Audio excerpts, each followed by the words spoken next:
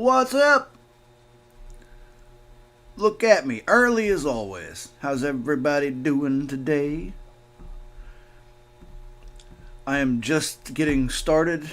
I'm just setting up what we are going to be checking out. Trying to find some new material, some new sources of information, you know, because there are excellent sources out here. Stuff that you can't get from your TV. I hope everybody had a good sleep. Good morning, bright and early. If you clicked on this video because of the title, then you probably could guess where I stand. I stand with the people of Iran. Hold on. And I wish nothing but death and destruction to the Islamic Republic of Iran.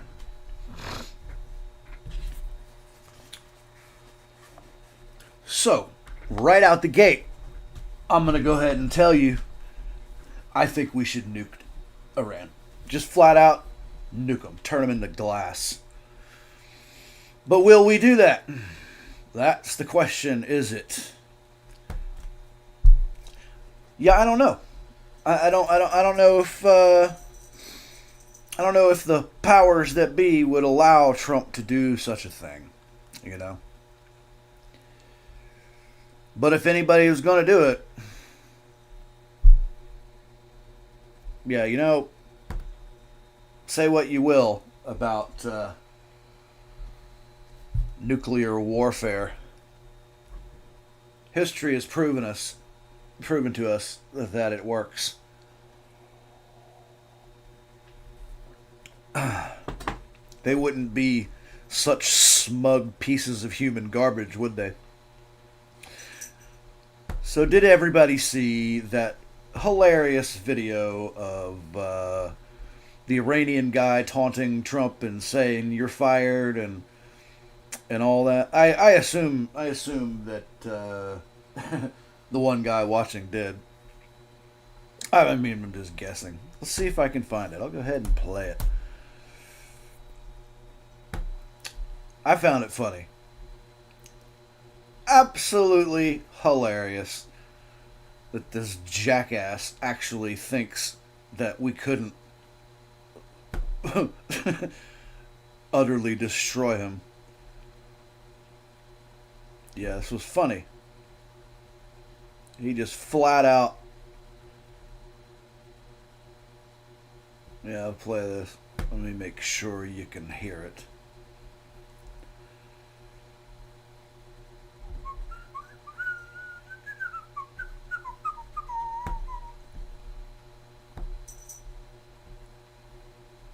Guard Corps spokesperson.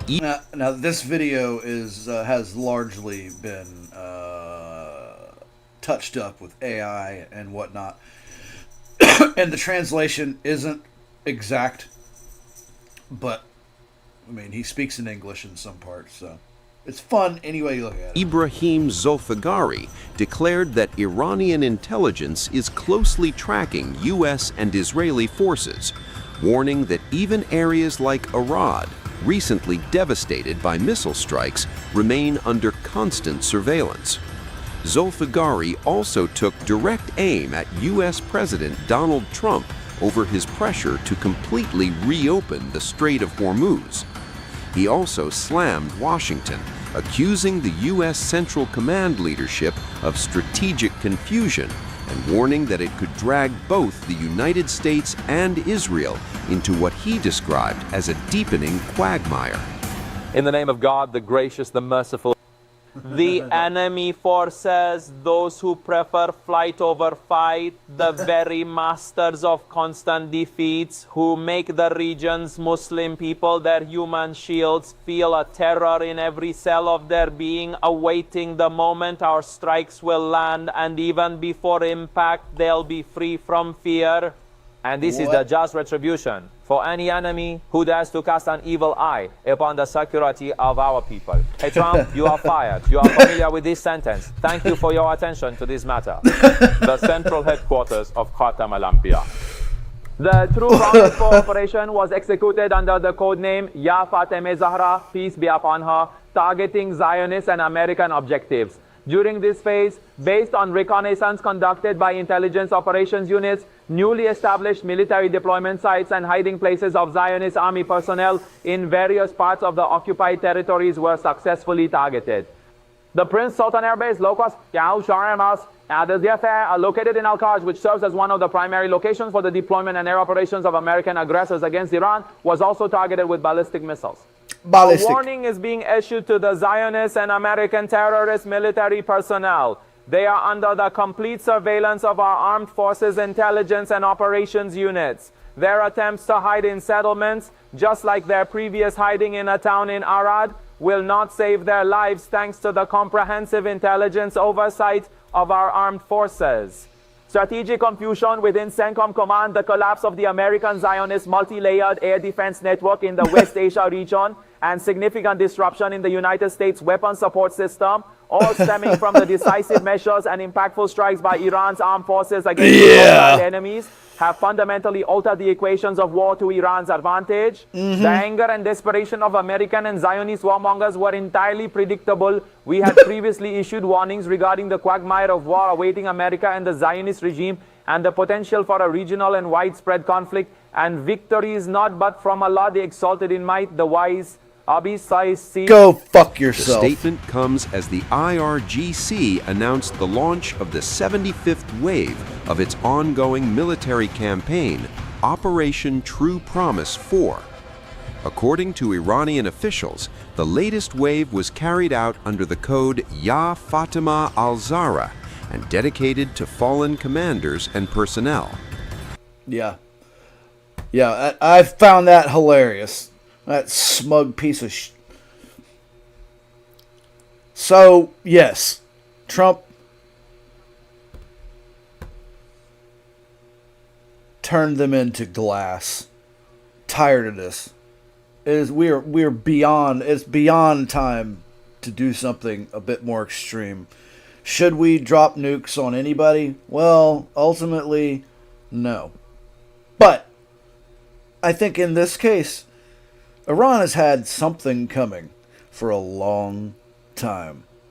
A long time. And now, these smug bastards are taunting us.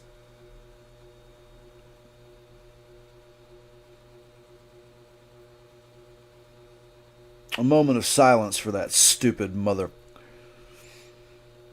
It will build a conventional shield of ballistic missiles in order to build nuclear weapons, and that can't happen.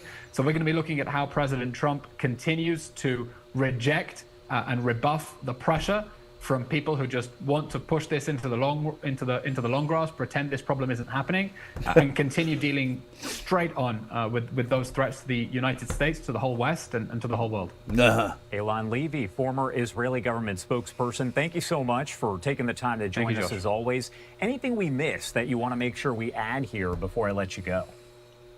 You know, the Iranian regime has spent decades sowing terrorism and violence and chaos around the world, not just with its direct ballistic missile fire, but with its terrorist sleeper cells all over the world. Yeah. In London yesterday, there was an attack on the Jewish community. 4 ambulances set on fire. An Iranian-backed terrorist group has claimed credit for that, and it seems the Iranian regime is deliberately hunting innocent people around the West because it wants to export violence around the whole world. And that's just why are we not just destroying these pieces of shit? Why are we not just bombing the hell out of them? I mean, we are bombing the hell out of them, but why are we kill them, die, make them die? I'm not afraid to say it.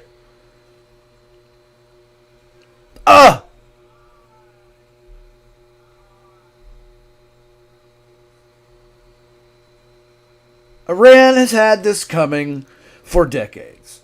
The way they treat their women, in particular, is reason enough, in my opinion. The Islamic Republic of Iran needs to be laid to waste, turned to glass, destroyed.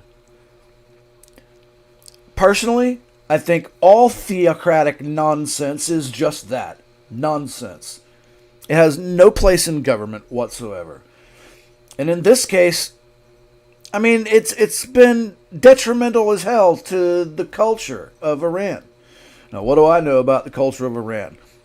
Look, man, I've never lived in Iran. I've never been to Iran. The closest I've ever been was to Thailand. And, yeah, by and large, most of the Muslim community are decent human beings. That's just what I witnessed, because, you know, when I was in Thailand, there was a lot of Muslims over there. But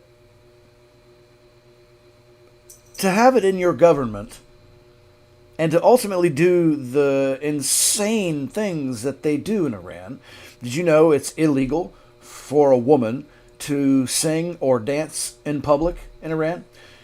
Did you know that if you are a woman in Iran, you have to ask a man's permission before you can, like, go out and do anything? And a woman in Iran can't just walk around without a man.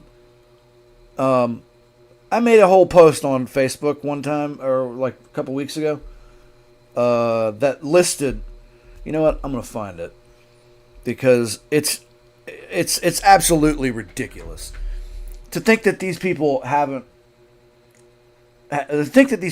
made it as far as they have is unconscionable to me. Like, if for no other reason than the liberation of the women of Iran. Now, how would we liberate Iran if we, you know, laid them all to waste with a nuke? Well, that is a part of the equation that I don't like.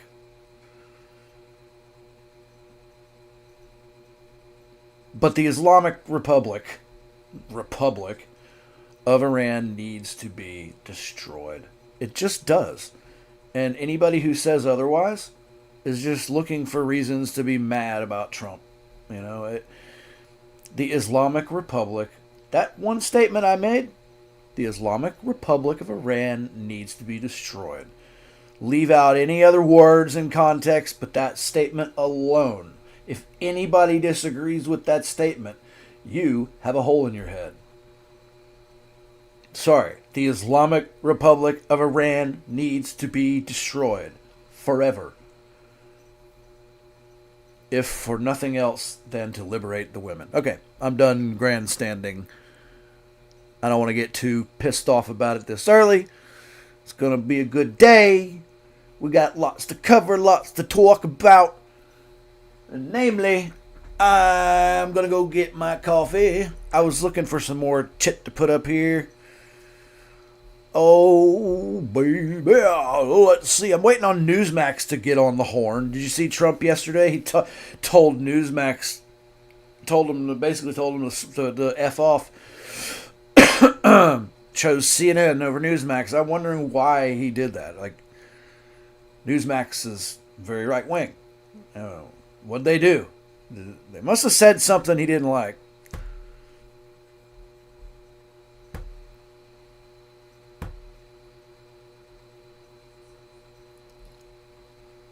Yeah, Newsmax ain't live yet.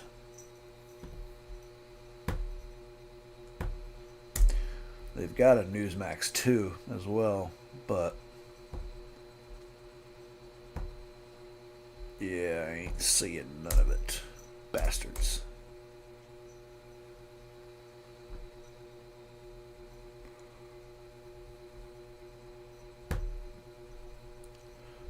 What is this?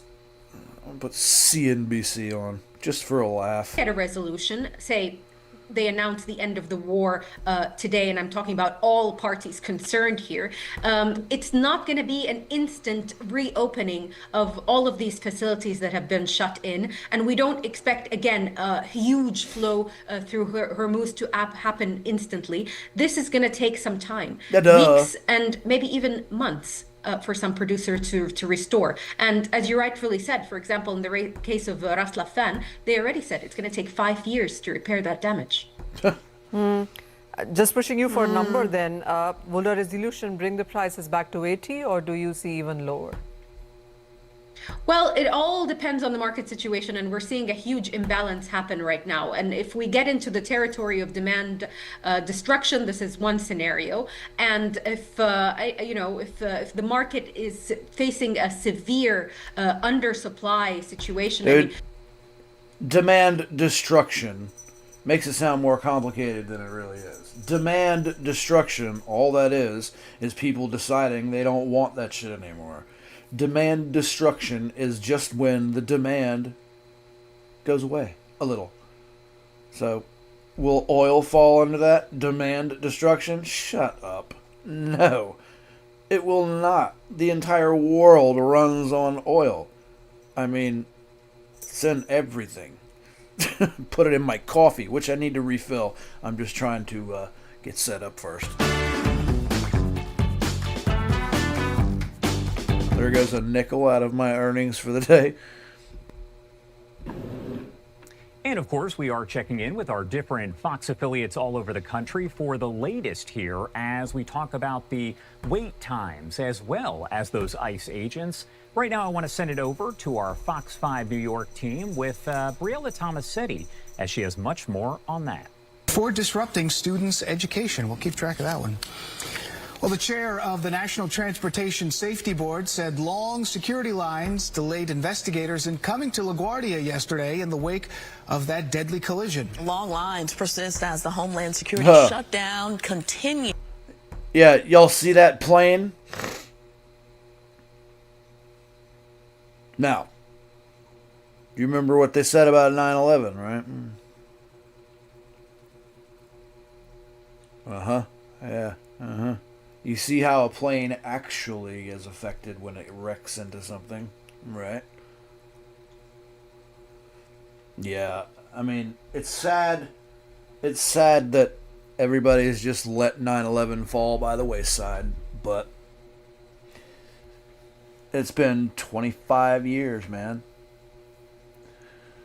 And the truth of that incident has been buried. Just been buried. One of my biggest problems with that was when the plane hit the Pentagon. It wasn't a plane, it was a missile. There wasn't a shred of a plane left, and then within an hour, well, I think it was 2 or 3 hours, but still, within a couple hours, shortly after the plane hit the Pentagon, they had trucks of sand dumped. Truckloads full of sand brought in and dumped. Why? Why would you do that? Why on earth would you do that? One reason. To cover up evidence. A plane did not hit the Pentagon. I mean, look at the web of power lines that it would have had to go through. I mean, yeah, I'm not telling anybody anything they don't already know. This is why nobody talks about it. It's been talked to death. Alright, what are we doing up here? I'm gonna go have a smoke, get a refill on coffee. Gathered You the know the support drill, of only baby. 2 Democrats in yesterday's vote. His confirmation is unlikely to unlock more support to fund the agency as Democrats want changes to immigration enforcement. Oh, hey. Do you see old Chuck Schumer pissed off that Elon decided to pay the TSA workers? No, don't do that. You're taking away our leverage. Yep. Good on you, Elon. Try and hate him all you want, people. Elon, yeah, Elon's a little weird and quirky, of course. You know, we all know this, but he's a good person. He's a good man. Now, Democrats don't know what to do about Elon because they want to hate him because he's a billionaire and, you know, eat the rich and all that. He should pay more taxes. Yeah, What's he doing? Paying employees, paying government employees so they're not, suffering because of this stupid shutdown. Oh, you want to hate him, don't you? But you can't, so you ain't.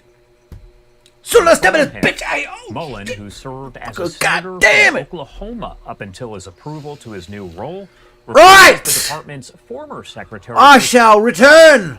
Trump announced just weeks ago that NUKE would be moved to a role with his new Shield of the Americas coalition. Now, today's swearing-in ceremony for Markwayne Mullen set for 1:30 p.m. Eastern Time. We should be able to have cameras inside, and we'll bring that to you in full, as we always do, live now from Fox. Right now, we are going to head to a quick break at 7:22 on the East Coast and 4:22 on the West Coast. Much more live news coming up in just a few.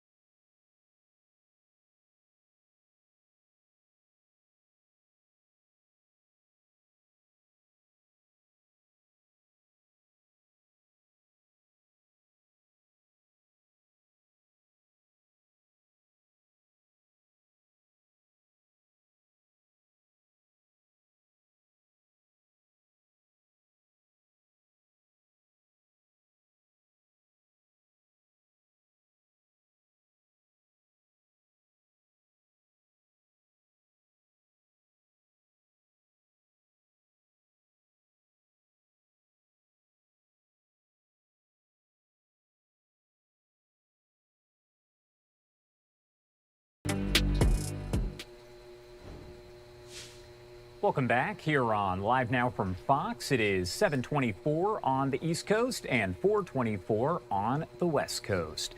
My name is Josh Breslow. I'll be here for the next several hours as we break down all of your top stories and live events from across the country and across the world. Right now, what I want to do is take you out to this post right here on your screen. We were talking about this before the break, but Markwayne Mullen has now officially been confirmed by the Senate as Secretary of the Department of Homeland Security. Again, that swearing in is set for 1:30 p.m. Eastern Time, so you can watch it in full here on Live Now from Fox. And what I want to do right now is bring you out to the moment that that confirmation happened. Take a listen. Vote. The ayes are 54, the nays are 45. The nomination of Markwayne Mullen of Oklahoma to be Secretary of Homeland Security is confirmed.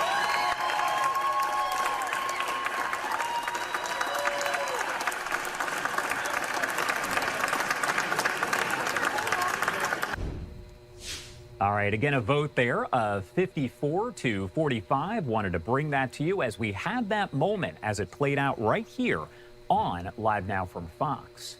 In the meantime, I do want to get to some of the other big stories that we are covering here at this hour. Take a look. This is a live look as the investigation into an incident there at LaGuardia Airport continues at this hour. We know that an Air Canada Express flight struck a rescue vehicle after landing, killing a pilot and co-pilot. Transportation Secretary Sean Duffy saying 72 passengers and 4 crew members were on that plane, with 40 of them taken to hospitals. 2 people on the fire truck also transported. Right now, I do want to bring in Matthew Wiz Buckley, former American Airlines and FedEx pilot, also retired Navy FA-18 fighter pilot, and founder of the No Fallen Heroes Foundation, to discuss all of this. Wiz, thank you so much for always being here with us to help kind of break down, unfortunately, situations like this one. Good morning, Josh. Good to see you again. Yeah, it's obviously a tragedy, but let's debrief it. Yeah, and I wanted to start off by asking you here, as you watch kind of all of this play out, you get the information that comes in about the situation as a whole. I mentioned here you are a former American Airlines pilot. What goes through your mind at this point as all those details are starting to emerge?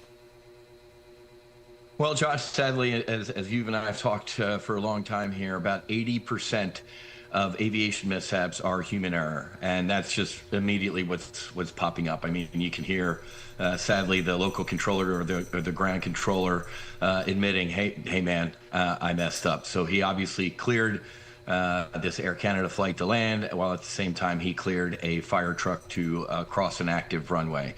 A little bit of potential task saturation, Josh. A United flight on the other runway had aborted takeoff.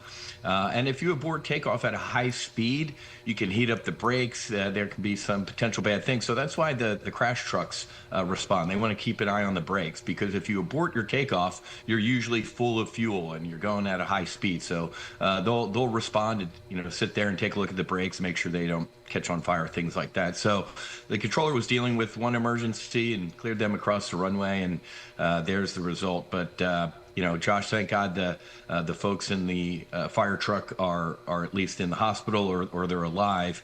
But part of that debrief, Josh, is going to be, again, I've never been to firefighting school, driving a truck course, but I remember my mom and dad teaching me growing up, you look both ways before you cross the street. Why, before you enter an active runway, do you look both ways? Because of this mishap.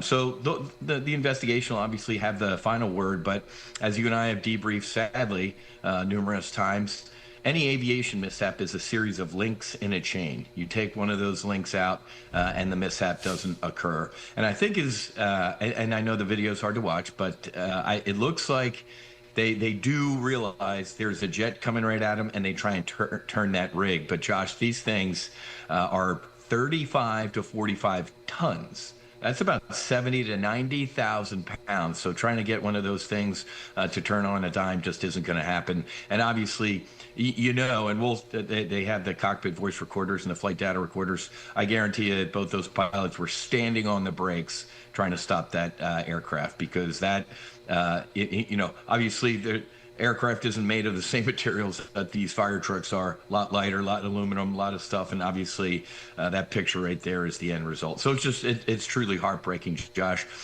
Those 2 pilots didn't wake up yesterday thinking they were going to die, thinking this was going to happen. And I guarantee you the ground controller woke up yesterday saying, "Hey, I'm heading to work to give it my best," and same thing with the crash crew. So I pray for all of these people, not only the 2 souls, but the ground controller. I mean, you could hear it in his voice, like, "Hey, man, I know I messed up." And same thing with the fire crash rescue folks who showed up to work that day. Nobody assumed this was going to happen. But real quick, Josh, thank God. Let's find some blessings in a mishap. Could you imagine if this was on takeoff? If this was on takeoff, that jet would have been full of fuel, and you and I would be talking about a much bigger horror. So it's a horror as it is, but we got to look for our blessings in some of this. And I wanted to ask you just kind of your take as a former American Airlines pilot, of course, FedEx as well. When there are commands that are given there, how does that kind of work? Because it's not quite clear at this point if a command was given and it was ignored, if it wasn't heard. So many questions about that. So can you kind of break down the process there for people out there? Yeah, I'm going to throw this out there, and it's an account I follow on X. Again, this is all speculation, and we'll get the final debrief. But the guy in the crash rescue truck, he was very deliberate about reading back those instructions. Usually, if you're a veteran and you've been in this a while, you'll just I'm say, coming. you know, tower, you know, truck forward, XYZ, boom, boom, and you talk very fast. Sounds like the guy in the fire truck was very deliberate with his readback instructions, and the account that I follow, who I trust, said this might have been somebody under training potentially, and so if there's an instructor-student type of situation, this guy's responding to his first call. We'll see, we'll find out, but you know they'll be looking at all these things, the NTSB.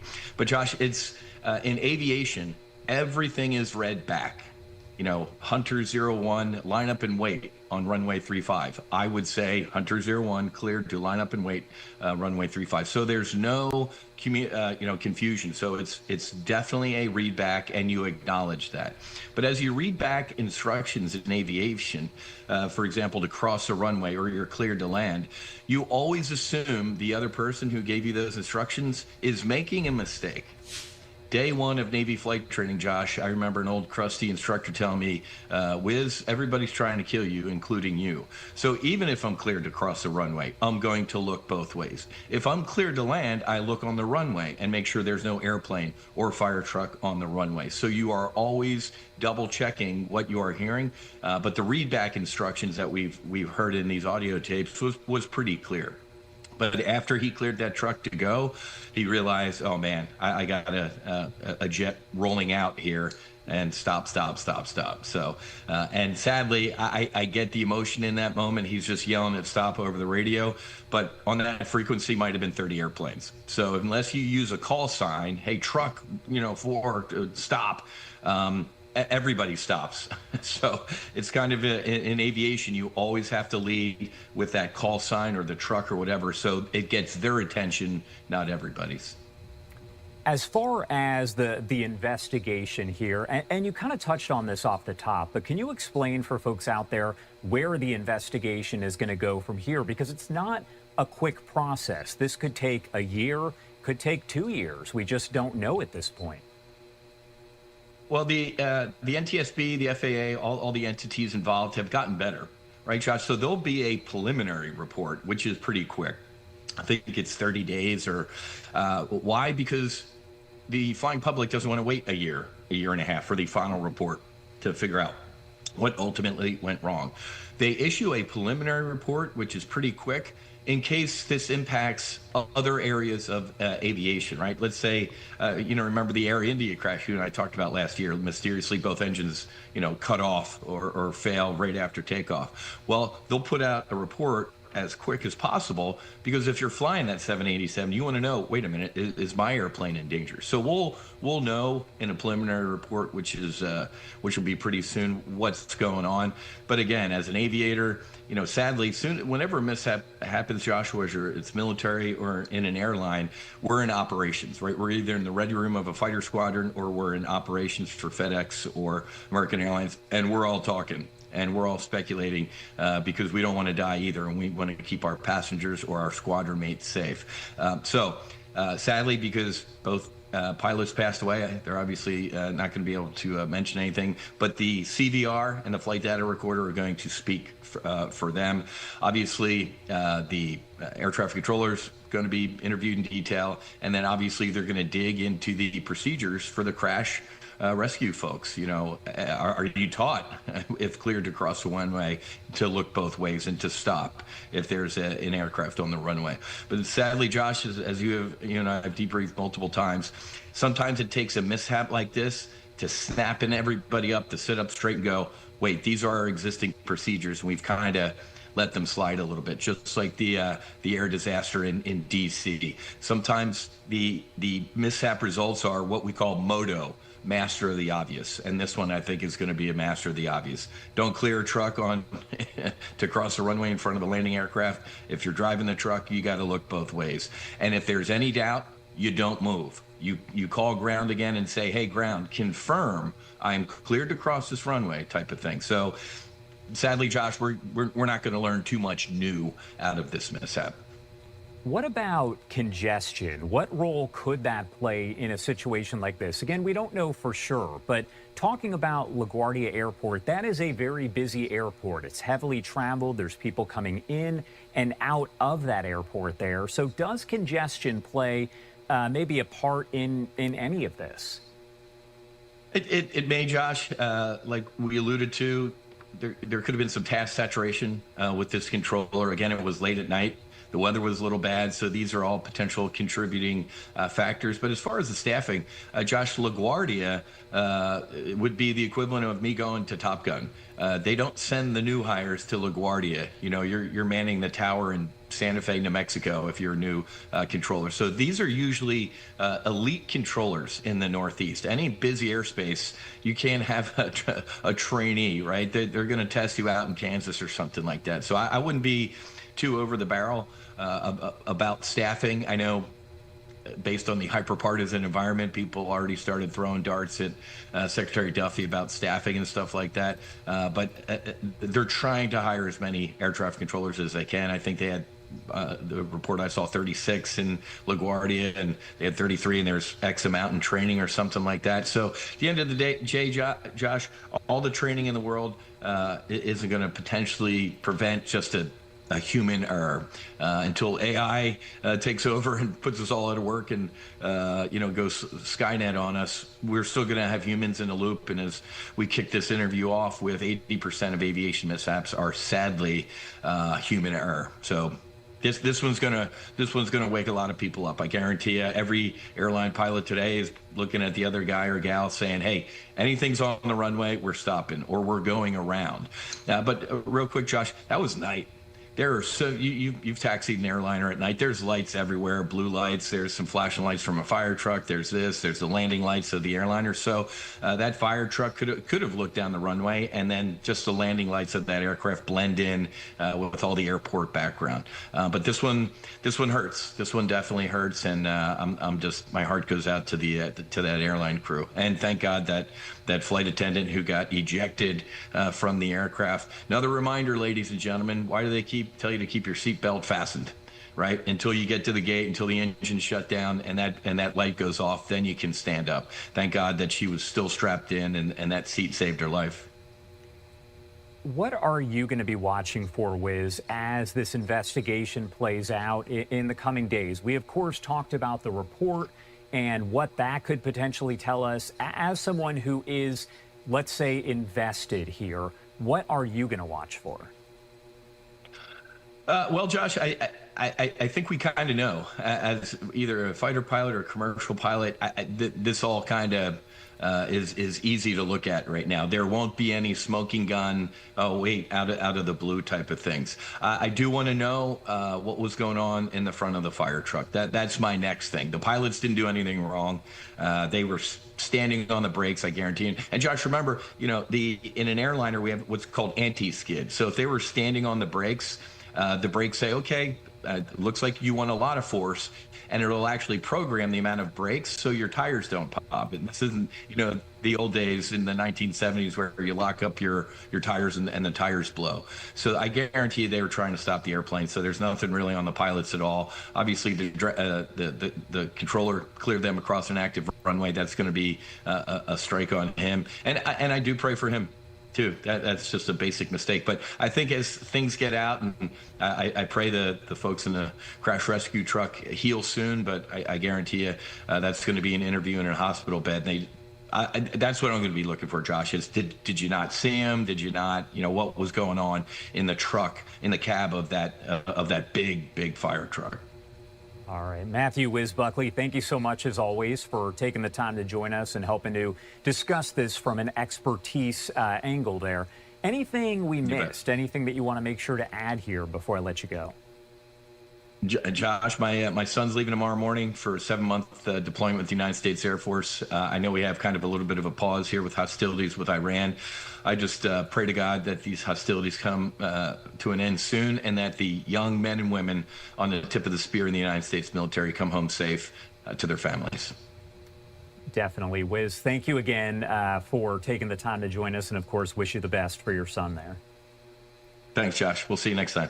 See you next time. And we are taking a live look here over the aircraft. You can see it here as the investigation is underway. That is the Air Canada Express aircraft that crashed there. And this is going to remain for quite a bit as the investigation with the NTSB continues here.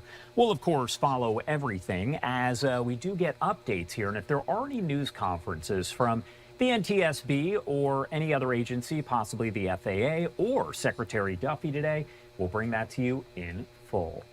You can see Secretary Duffy writing, "What happened at LaGuardia Airport is heartbreaking. We are taking every step across every agency to make sure you are safe when you travel." Again, any news conferences, anything that comes out of this, we will make sure to keep you updated and bring them to you here in full on Live Now from Fox. We are going to head to a quick break at 7:41 on the East Coast and 4:41 on the West Coast. You're watching Live Now from Fox. Oh, yeah. We'll be right back.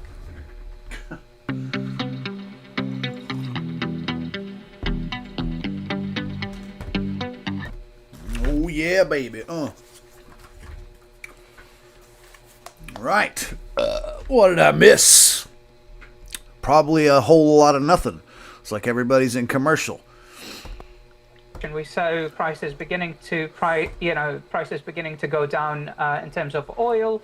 On the belief that there could be a ceasefire sooner rather than later. But as it seems today, they have gone back up again, and the market remains driven by sentiment, and traders are struggling to price in the situation because it remains extremely volatile and uncertain. So there is trading headline to headline and contradictory political signals. I think your other guests have covered that quite well. Now, when it comes to the remaining part of your question. I think there remains a large gap between the US and Iran, both sides, on what a ceasefire could be.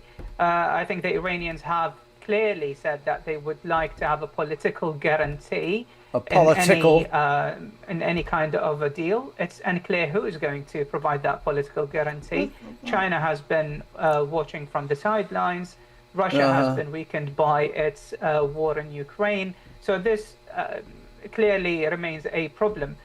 For countries in the region, there are also other considerations. I think they have legitimate concerns when it comes to what happens to the Strait of Hormuz. How is it going to be managed? Any deal that is going to legitimize even partial Iranian management of the strait is not going to be acceptable, because this is, by the end of the day, an international waterway. So again, as you started this segment, this could be a delaying tactic for something else to happen, maybe another round of escalation, and we will have to basically the proof is in the pudding when it comes to a ceasefire. But circling back, Mr. Maleki, to the point about while the complicated relationship exists between Iran and the United States, there's also complications in the relationship between US and Israel. So for any de-escalation to move forward, is it possible without reining in Israel, without reining in Benjamin Netanyahu? And is that even possible given what we've seen over the last 25 days? I think, we have seen some signs of a fracture between the US and Israel when it comes to the objectives of the campaign. Israel has been very clear on what the objectives are. The objectives are to dismantle the nuclear program, the missile program, and to at least weaken Iran. So after the war, there could be enough dynamics internally for regime change. The US objectives are not very clear. Now, whether what happened with the attack on South Pass in Iran, the processing plants, showed that this fracture has widened. Sure has. At the same time, I think both governments were very keen on showing that they are in sync when it comes to this campaign. But yes, it will be there might not be as much enthusiasm in Israel to see this campaign ended early.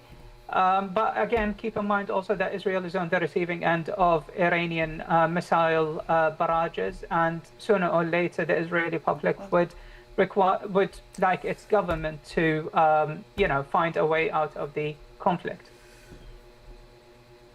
Sure, Mr. Maleki. On that note, let's slip into a very short break. We'll continue this conversation on the path forward on the other side. I like to keep up, India's news just to have some sort of voice coming from the other side of the world. You know what I mean? Adds to the mix. Was landing when it crashed with that fire They're truck. still We know talking about 72 this damn plane. Like, okay, tragic, but there's so many other things going on. Why are we so on this damn plane? Right. I am looking for more news sources because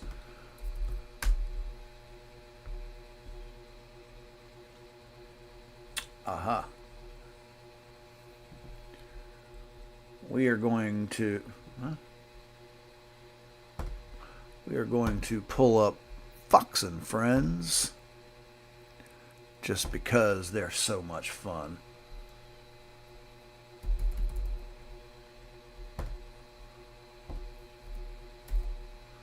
Just give me a sec. I appreciate y'all chilling with me while I savings accounts. With get Vanguard stuff Cash organized Plus, you and can earn whatnot. up to 8 times more interest. 8 times? I like that. 8 times. But this is why I get on like that. so early, because I just love you guys. Vanguard. I do, seriously. For real? Right. Come on. Oh, this video is unavailable. Bastards.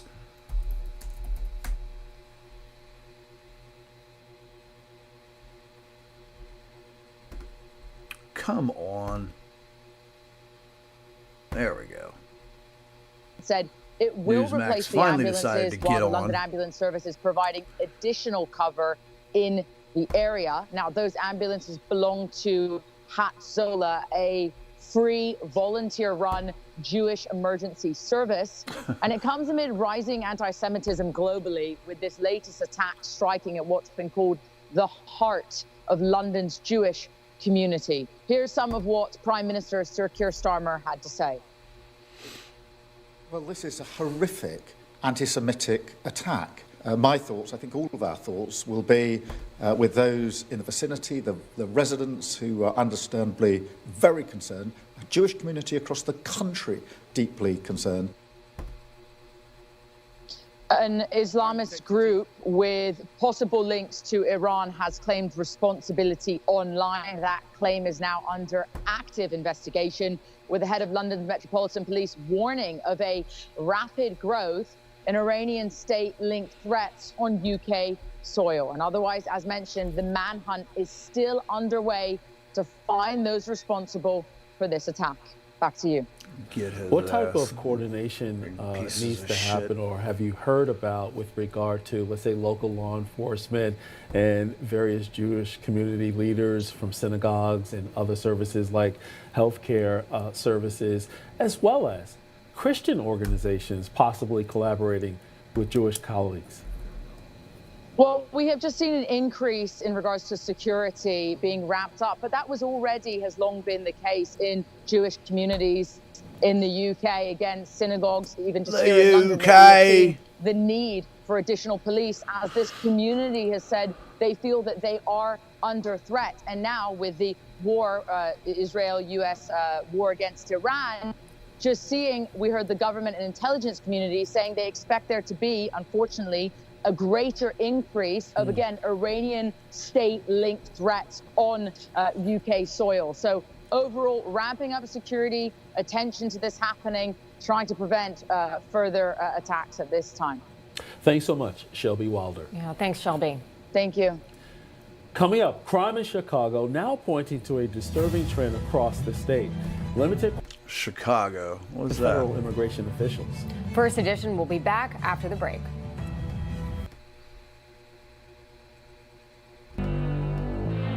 God, damn commercials. See what old Bloomberg has to say about this glorious morning.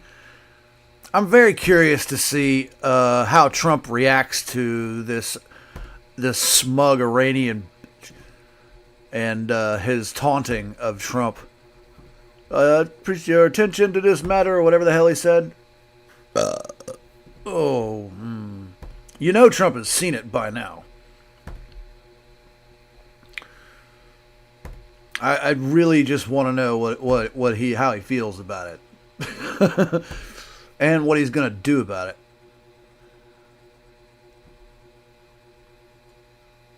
These people are lucky I'm not in charge. Whew, man. I would be ruthless.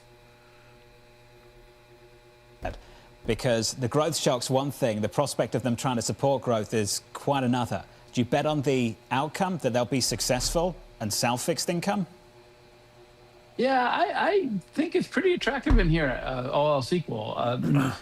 Front end doesn't move too much, so I do see some value in the front end. But I just look at the 10-year yield at 4.37, and that is a pretty attractive level here. So I see value in the global bond market. You saw what happened in the gilt market, very violent moves higher. That seems attractive to me. So there's lack of clarity, of course, but you look at these yield levels, and it seems pretty attractive to invest in the bond market. Greg, you mentioned that maybe the market is underestimating what the administration could do. It's a midterm election year, and obviously they want to make sure the consumer is as insulated as possible. But tell me, what do you think they could do? Because the toolbox looks pretty dire right now. More fiscal stimulus. Right, they have to come to fund the war. There's going to be a lot more thrown into it. Potentially you'll look at other deregulation aspects. So let your imagination run wild, and I think that's on the table. But Greg, I'm trying to put two things together. This is the question I was asking. Does 437 on 10s compensate you for the risk of a government leaning into more fiscal stimulus? I think the belly-in in. So I still have concerns over the long ends globally. So do I necessarily want to own 30-year U.S. Treasuries? No, I don't. But do I want to own 10 years? We've certainly seen that in the States, particularly at the front end of the curve, above where Fed funds is right now. Greg, that's the U.S. Does the same apply to the UK market that you mentioned? Does the same apply to other markets across Europe? Australia, there's been hiking rates in response to some of the inflation pressure domestically there before we even saw the energy hit. Does it apply to those markets too? I think it does. I think this is a global phenomenon, right? So what you witnessed last year was this broad repricing of risk premium, term premium. And the U.S. actually behaved better than some other markets. So you could submit that there's better value outside the U.S. In the long end part of the curve, but I still think the rule applies. You want to be kind of in the belly and in globally. But the global bond market, I think, is the most attractive that it's been in a very long time. You're seeing not only yields, quite high, but correlations are much lighter. And I think that matters a lot. Greg, good to touch base. No doubt we'll catch up again soon. Greg Peters there of PGIM Fixed Income weighing in on some of these moves. Value creation. How many times have we heard that in fixed income? We've created value because yields have backed up just so much in the last few weeks. And what we've seen in terms of the yield space is basically what you've talked about. What we see in the matter of days or weeks is what you normally see in a 12-month trading range. But what he's talking about in terms of what this administration might do in terms of fiscal policy, well, to spend more, you got to go through Congress. Congress at the moment can't even get TSA back up and running. So I'm not sure if that's going to be the silver bullet maybe some investors are hoping for. Coming up on the program, the conversation continues. Emily Rowland of John Hancock will join us. Rapid and Energy CEO Scott Modell will join us. Abigail Watt of UBS, plus the Cisco president, Jitu Patel, to break down this market. And this market was breaking down at one point yesterday morning and then turned. I'm trying to find a post that I put up, but I post so much, it's going to take forever to find. Oh, hey, I found a really cool image that depicts socialism. No words are even necessary.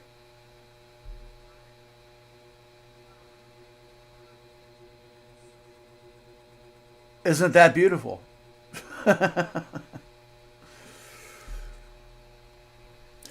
Yeah, so good morning to everyone who's here. Drop a like. It would really help my my tiny little channel.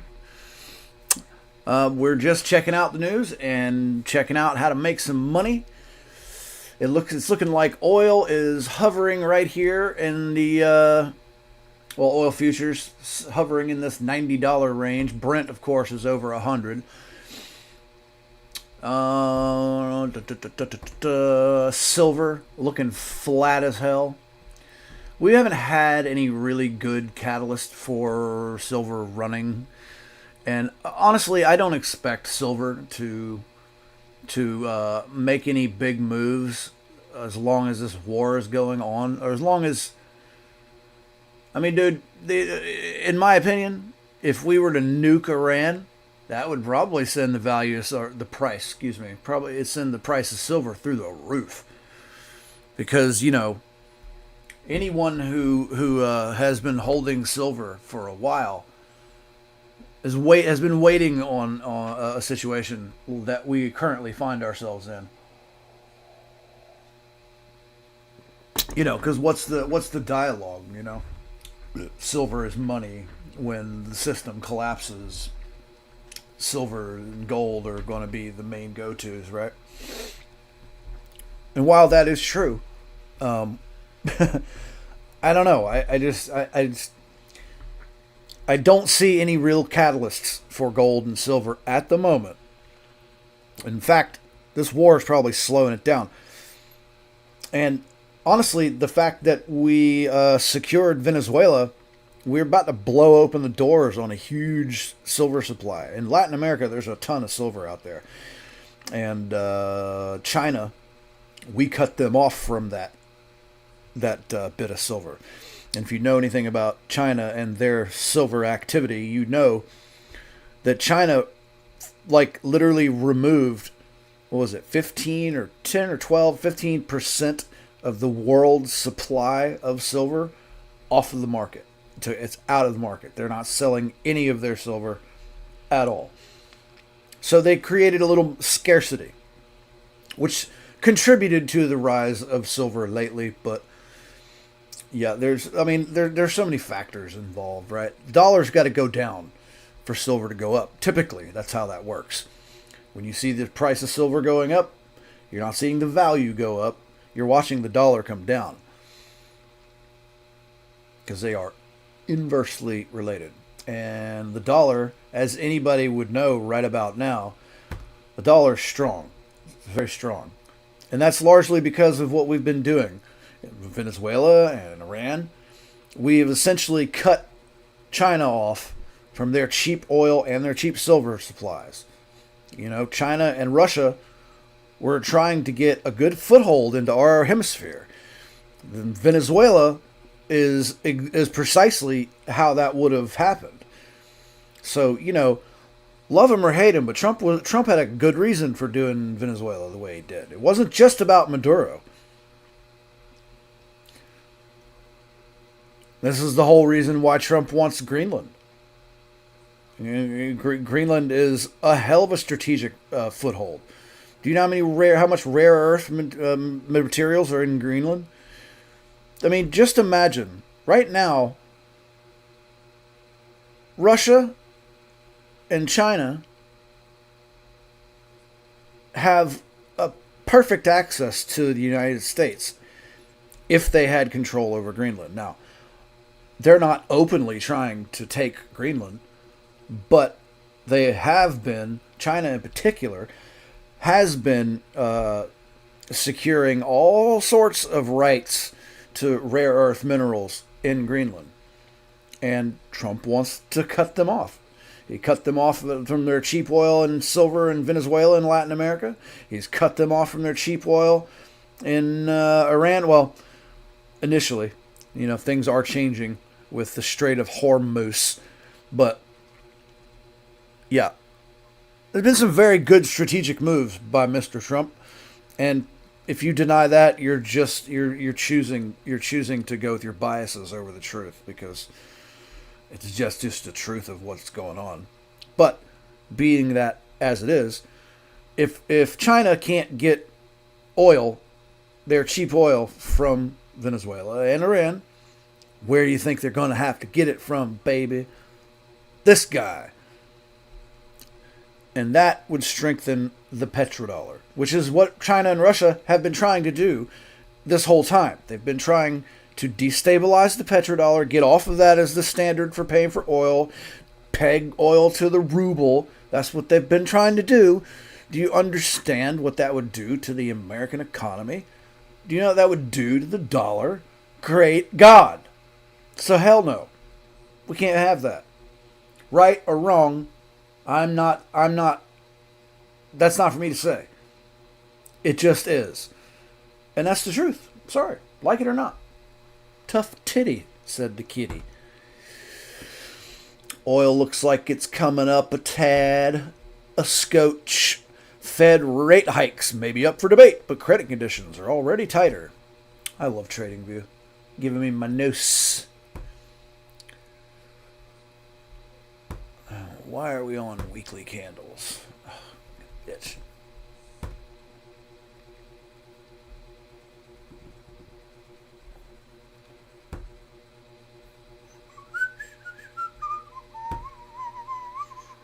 Drop a ticker symbol, baby. I'll look up whatever you want.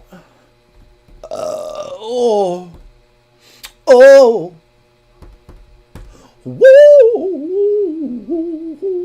He. Woo. I'm in a good mood today.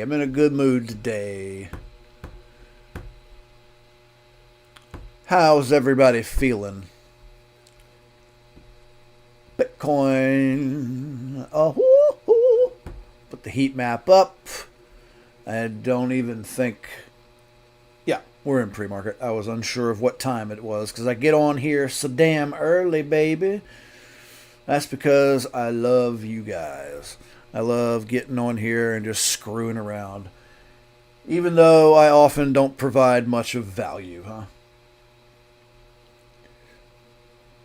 Let's see what these jerks are talking about. Not saying that something was definitive, but what took place in terms of trades 10 minutes before the president's truth? Renmac, you can't taco when you're not the only party involved. Neil Dutta and the team, we're hanging our hopes on talks that Iran is denying is even happening right now. That's where the market is. Yeah, and the people that just love to hate Trump, they're the ones saying, taco, shut the... it's a good thing for the people of Iran that he, extended the deadline. It's not a good look. But, Iran says there's no talks. Yeah, well, they also said that they didn't have any capability of firing beyond 2,000 kilometers, didn't they?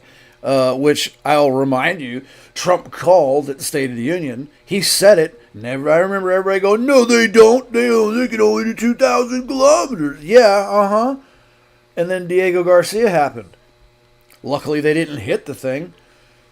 But that should tell you right now, right there, that you can't trust Iran. As if we ever could. Dollar declining. You've got risk assets. Barely. It's back to the momentum darlings of the past 12 months or so, European banks, the Kospi. And meanwhile, bonds are telling you a different story, that the war is still going to be ongoing with yields remaining elevated here. So we're trying to control the things that we can control in this environment, and we're looking for opportunities in areas that have great earnings growth prospects. We're looking for income. We're trying to find things on sale. We're looking for diversifiers in portfolios in a world where the macro environment just remains sort of dazed and confused. Well, bonds are on sale, and I know you like the bond market coming into this. You like it more now? We do. We would, look at opportunities where yields are backing up as an opportunity to lean in. Obviously, the myopic focus here is on energy prices and the potential impact to inflation, but we're focusing on the old adage, the cure for higher oil prices is higher oil prices. And what I mean by that is that it will likely lead to demand destruction. We're hearing from Asian economies that there's hoarding of oil resources there. People are being told not to go to work. We're seeing it impacted in airline prices. I was hoping for a vacation coming up here, and those prices aren't looking good. So at some point, people are going to pull back in terms of demand as oil prices move higher here. The other element, John, that we're watching is the bigger components of inflation, which we think are significant, especially around shelter or housing. Zillow has home prices up 0% year over year. Rental prices are down about 1.5% year over year. We think that transmission into headline inflation and core inflation readings there is going to be significant, and it could be enough to overcome any potential inflationary impact we see here from commodity prices. For that reason, we think eventually that bond investors will kind of wake up and smell that disinflation coming. But for now, we're just continuing to see more volatility on the rate side. Everything I just heard, Emily, was an argument for lower growth. It was a big argument for much lower growth, reflected in your call to buy the bond market. Now, this is where the stock market starts to get interesting. What's going to keep earnings insulated as you put a big bet on lower growth? Yeah, we're not saying that growth is falling off a cliff, but we're seeing it in places like the labor market. It's not great. We had 6 negative jobs reports. The labor market is holding in as it relates to things like initial claims. It's not terrible, but it's just difficult to see accelerating economic growth with a jobless backdrop. So we want to be really mindful of that. It's a key reason we still like quality in a decelerating growth environment. Quality sectors, quality stocks should hold up better. Things like looking at return on equity, looking at cash balances, free cash flow, companies that can really maintain that earnings growth prospect, even in the despite slowing growth. And that's not what we're seeing get rewarded in this market. It's been about lower quality. It's been about technicals, momentum, sentiment, sort of driving these riskier parts of the market. And we want to trim into that strength and think about redeploying assets into more defensive parts of the market and higher quality areas. We're looking at areas like infrastructure related equities, utilities, even alternative type strategies that can do well in that slowing growth environment. Emily, when you mention the fact that when it comes to the energy market, the cure is going to be potentially demand destruction, do you have prices in mind about how high prices would need to go until we actually see that demand destruction? Yeah, that's the question of the day. I look back at history, in 2008 and 2022 were the last times that we saw significant spikes in oil prices. It's right around $120 a barrel that we've seen that demand destruction set in. We're not there yet, but certainly the war escalating could potentially bring us there. That's sort of the general price point that we'd be looking at. Emily, appreciate your time, as always. Emily Rowland there of Manulife, John Hancock Investments, on the outlook for the economy, for the bond market and for stocks. Clearly a bet on lower growth, with that bet going into the bond market at the moment. It's the question about earnings here. With a lower growth story back up behind us, how are we forecasting a better earnings story 12 months out if you've got people betting that higher energy prices, tighter financial conditions lead to lower growth? And there's lower growth. That's exactly right. How are you, as an executive, thinking that potentially you're going to be able to hit when it comes to all of your metrics running a company? This is an incredibly challenging time. A lot of these companies have to start to take into account of higher energy prices, because it's not just WTI and Brent. It is the product prices that are starting to hit. Well, we heard from Dan from Goldman Sachs, the fact that diesel now is already $5, above $5 a gallon in most places. That is a major input cost for a number of companies. This is the pushback you get from the bulls, by the way. This is from Max Kettner of HSBC. Remains bullish. One pushback we repeatedly have faced is that even a swift resolution to the Middle East conflict wouldn't bring us back to normality quickly in terms of oil and gas supply. While that may well be true, this was also the case during the COVID-19 pandemic in 2020 and last year around Liberation Day. So basically the argument that you're getting right now from the likes of Max Kettner and the equity bulls is that we've looked through this kind of thing before. We can look out to a better story 12 months out. We can do that again. Yeah, but this is a little bit more challenging. And I think Neil Dutta was the one that said you need, 2 to taco.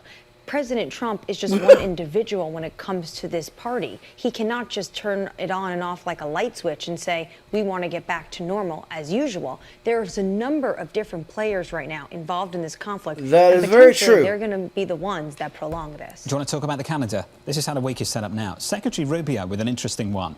So he's going to travel to France on March 27th, which I believe is this coming Friday. And Rubio's going to be meeting with G7 and foreign affairs ministers. I think that's an interesting conversation into the weekend at a time when the president's essentially set a deadline for talks with Iran before escalating things from here.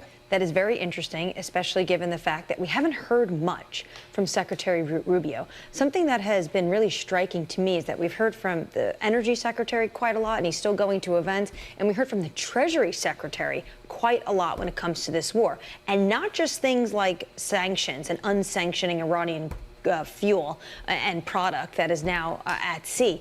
Also things like maybe potentially Cargill would become a U.S. asset. We haven't heard a lot from Secretary Rubio. Futures this morning down by about a third of 1%. That would be interesting. Let's get you an update on news worldwide with your Bloomberg brief. Yahara has more. Hey, Yahara. Hi, John.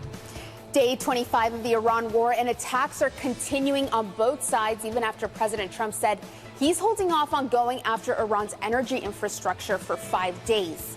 Trump saying U.S. envoy Steve Witkoff and Jared Kushner spoke with a top person in Iran on Sunday, but that it's not the new supreme leader. Iranian officials, for their part, say they're ruling out discussions with the U.S. FedEx announcing a partnership with delivery platform OneRail to offer same-day shipping. The courier will utilize OneRail's national network of gig drivers to make deliveries from retail stores and fulfillment centers to customers. The rollout of the service will begin over the next few months. And Denmark is holding a general election today with Prime Minister Mette Frederiksen's ruling party leading polls. The election is said to be shaped by President Trump's threats over Greenland. Frederiksen's handling of the diplomatic crisis has boosted her image. Denmark's security arrangements have risen to the top of voter concerns. That's your Bloomberg brief, John. Yahara, thank you. What a year already for foreign policy, and I haven't said this in a while, so it's worth repeating. The first quarter's still not over. The longest first quarter ever continues. We had Maduro, now we've got this. Greenland feels like a lifetime ago. Davos feels like a lifetime right? ago. The tension over all of that. And we were in a totally different place, and Maduro feels like literally a decade ago, and that was the very It does feel like it was a while ago, doesn't it? The names on the screen as well, but again, I mean, these things can turn any day. Any day the funds can decide to switch off the tap, so make sure you check. Some of the names are on your screen. Okay. Heat map's looking okay. A lot of red in the pre-market. I think the fever from yesterday is going to normalize a bit today. Our crypto heat map is looking a little flat. It's looking very flat. Fuck off. Bitcoin still sitting around the $71,000 mark. Silver futures still sideways. Brent oil, crude oil futures are on the rise.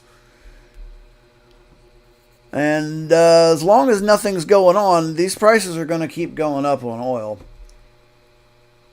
So yeah, if I had money to invest, I'd probably drop it in some oil, in some crude oil futures. Not this, not Brent though. I would go to Nano.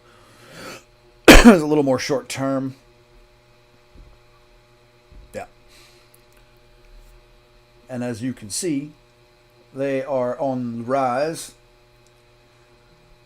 And just so everybody's aware of how I've got my screen set up here is every ticker that I've got pulled up, I've got news associated with that ticker over here. This news feed is awesome.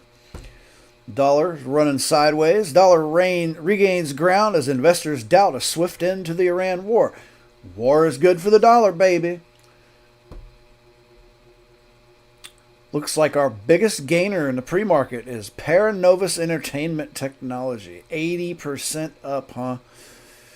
InView Medical, Urban Grow. I wonder if that's a marijuana stock. Might be. Power Solution, PMGC Holdings. Biggest losers, Outlook Therapeutics. NVIDIA. Oh yeah, and I got over here all the companies that, not all of them, but some of the bigger players in the, some of the bigger companies that SpaceX, their suppliers. We got Palantir up because Palantir took a jump Friday, didn't it? And then, of course, Lockheed Martin took a dive yesterday. Probably because of, what time was that? Yeah, 2:40 yesterday. Old Elon. What do you think about Elon paying all of the employees of the TSA? Oh, I know old Chuck Schumer's hot in the biscuit over it, isn't he? Poor baby. Lost your leverage, did you? Aw.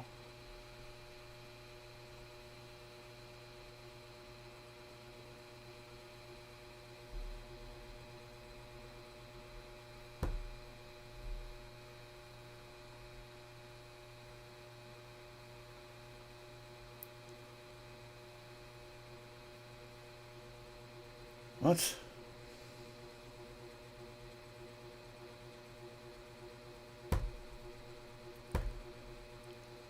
I'm going to get rid of that dumb shit right there. It's not really serving much of a purpose, is it? That a little bit bigger.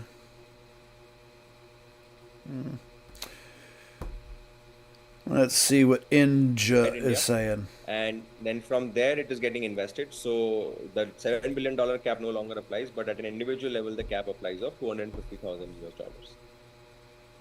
So that probably is the biggest difference. Otherwise, everything else remains the same. You know, your NAV calculation, the underlying ETF or the underlying index fund, everything else remains the same. Of course, the KYC etc. is slightly different on Gift City. And then you also have this extra leg of going to your bank or asking your bank to remit that money outside India. And it is not, not all banks have made it seamless. So in banks, it is actually a tough, it's slightly, there's a lot of friction in sending money under the LRS rule. Yeah. But I hear that there is a lot of development going on outside as well. Nirmal, come in on this. So if I want to park money in one of these gift funds, then let's talk about the thresholds. And I mean, is it uniform? Is there a... Yeah, they're talking about their own stuff, their own stocks over there. Oh. Ooh, yeah. Process for those voter ID provisions, and it remains to be seen whether that plan could work. Krisha and John. Yeah, Alana, I mean, it's good to hear there is some movement on Capitol Hill with respect to the SAVE Act, but it doesn't seem like there's a lot of movement in terms of funding this partial government shutdown, and maybe President Trump, by pushing things together, combining each one of these possible acts, we could get something done. What are you hearing with the government shutdown? Because we just spoke to Andrew Kraft, who was at LaGuardia, and not a lot has changed in terms of TSA, the sentiment there, and overall overwhelm at our nations. On our end, we're going to take the gloves off, and there are no red lines, and we're going to try and hit as many targets as we can, or the ones that they think are more vulnerable and may not have the same kind of air defense sort of systems to protect it. So that's probably the thinking on the Iranian side.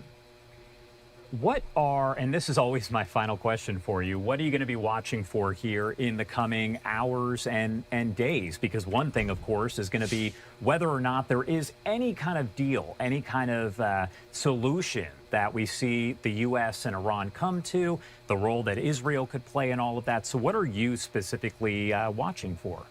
So things are moving so fast. So going back to the weekend, we heard President Trump say there was a 48-hour window for Iran to stop fighting. And if not, that President Trump would direct significant strikes against Iran's oil and gas infrastructure across the country. Now, that hasn't happened because yesterday President Trump changed things a little bit and said, well, now there's a 5-day pause on the strikes against Iran's oil and gas infrastructure.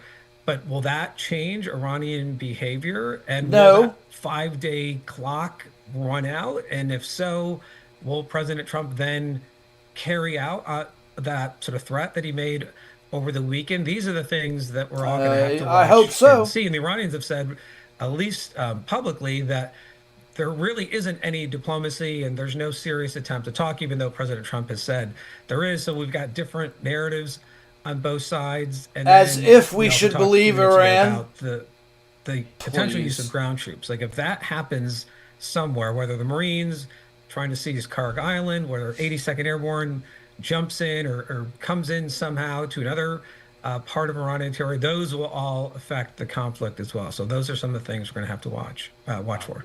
Javed Ali, Yes, as sir. always, thank you so much for taking the time to join us here and helping to break down all of the latest. Of course, these developments keep coming in, so I'm sure we're going to have you on again soon. Anything we missed that you want to make sure we add here before I let you go? Yeah, covered a lot of ground, Josh, and things are moving really fast, and look forward to our next conversation. All right, Javed, thank you again. We appreciate it. All right, thanks, Josh. And of course, we will continue to follow everything related to Operation Epic Fury. Also, of course, Operation Roaring Lion, as we see all of that come in here on Live Now from Fox. Now, what you can see here is coming in from the Israel War Room. This is a post that was just popping up here. It says, breaking reports from Lebanon say the IDF has struck a fuel station there linked to Iran-backed Hezbollah terrorists following earlier strikes on similar sites. The network is widely identified as part of Hezbollah's financial and logistical infrastructure, generating revenue and supporting the group's Tehran-backed terrorism against civilians. Again, a lot of developments here that are coming in. As we learned just moments ago here as the interview was starting, that breaking news taking a live look over Beirut as Lebanon's foreign ministry says that they have expelled the Iranian ambassador there, giving him until Sunday to leave the country. Right now, we are going to head to a quick 2-minute commercial break at 8:22 on the East Coast and 5:22 on the West Coast. You're watching Live Now from Fox. We'll be right back. All right, it is a slow-moving morning, to say the very least. I'm already getting bored looking at this garbage.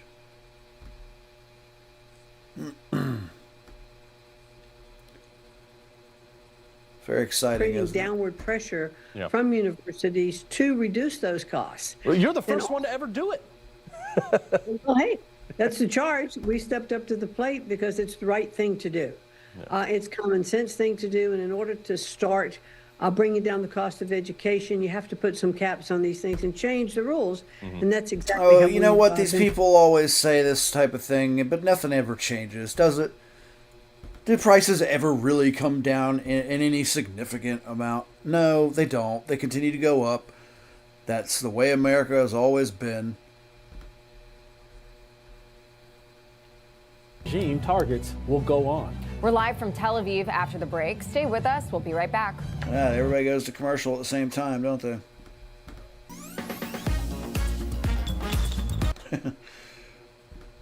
I think the Houthis they are ideologically motivated. They are resilient. They're gritty. I think if you recall, even Trump had to tip his cap to the Houthis after 52 days of U.S. military strikes. And I think it's important to note the Red Sea isn't fully back to normal. I mean, it remains partially disrupted, and the Houthis aren't even attacking commercial vessels. There's persistent risk there. Based on that possibility, the Houthis can act up at any time, and companies are just choosing to avoid it. So for me, I'm about 60 to 70% that if we're into April and this is still going on, which I believe it will be, you will see the Houthis enter this conflict, and I think that's everything from resuming activity in the Red Sea to hitting Saudi oil infrastructure. Scott, it's good to see you. That's a lot to be concerned about into the next several weeks. Thank you, sir. Scott Mydell there, the Rapid Energy Group CEO, on the risk this energy market still faces. And guess what? April starts next week. Next Thursday is April 1st, and we are going into a weekend where a lot of people are starting to take stock on potentially diplomatic negotiations not really happening, and the president is just buying time. Crude up by close to 4%, 91 on WTI. Up next on the programme, Abigail Watt of UBS with Wall Street searching for clues on the path ahead for interest rates. Plus, Danny's back with your morning movers. Aries sinking as private credit concerns grow deeper. That name is down by 3% in the pre-market.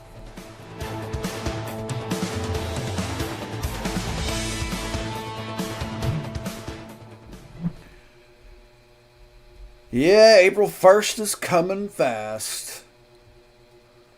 I have to be out of here of where I'm living. April 1st may be one of my last days streaming for a minute. Maybe not. We'll just have to see how it goes.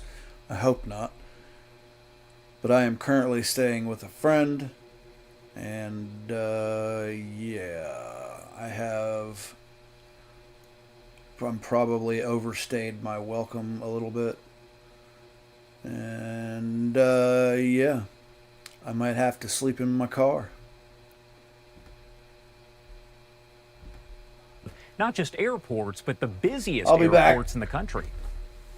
Sure, I need a absolutely. refill on my coffee and another smoke. Department of Homeland Security, I'll like be the back. TSA. And so what we've seen over the years, and this happens frequently, is that during major events or national emergency or even a presidential campaign, ICE agents will get pulled off of their main duties and temporarily reassigned to supplement those other agencies so that they can alleviate some of those pressures or just provide more additional support. So what you will see at an airport like in Atlanta is that ICE agents won't be on the primary inspection lines or they won't actually be manning the scanning or x-ray machines, but they will be providing support such as during the exits and the entries at an airport, something that is less specialized, requires less specialized training as those agents have at TSA. So really they're going to provide support where TSA agents then can be reassigned to those primary duties and help alleviate the lines. How does that kind of impact the lines there? When you talk about folks that are in the airport, things of that nature, does that deter some people from even going to the airport in general? Is that something that you kind of have experience with? Sure, and it does in a sense that people are going to be deterred because they don't want to have to deal with those lines. You're going to see people try to find other modes of transportation, whether it's taking the train on the East Coast, for example, or even driving. But obviously, there are some trips that you have to take a plane, and if you're going to fly, you're going to have to get there hours earlier. I did it myself just yesterday, knowing that that these lines could be pretty long, and I got there extra early, just to be concerned myself about how long those lines would be. And then on top of that, you have ICE agents that are there where some people are going to be concerned, especially if they don't have legal status. They're going to think twice about probably going to an airport right now, although that is not the primary mission of ICE right now. Their mission is to support the TSA for those that are assigned at the airport. And can that be difficult when right now you have ICE agents, of course, but there's always a shortage of employees? Does that put a strain on ICE in general if they are going to these airports to help out there, or is that just kind of part of the job? Well, it's a little bit of both, Josh. It can, depending on what areas that the ICE agents are going to be pulled from. They do have the responsibility for enforcing over 400 criminal statutes in addition to the immigration and nationality laws under the INA.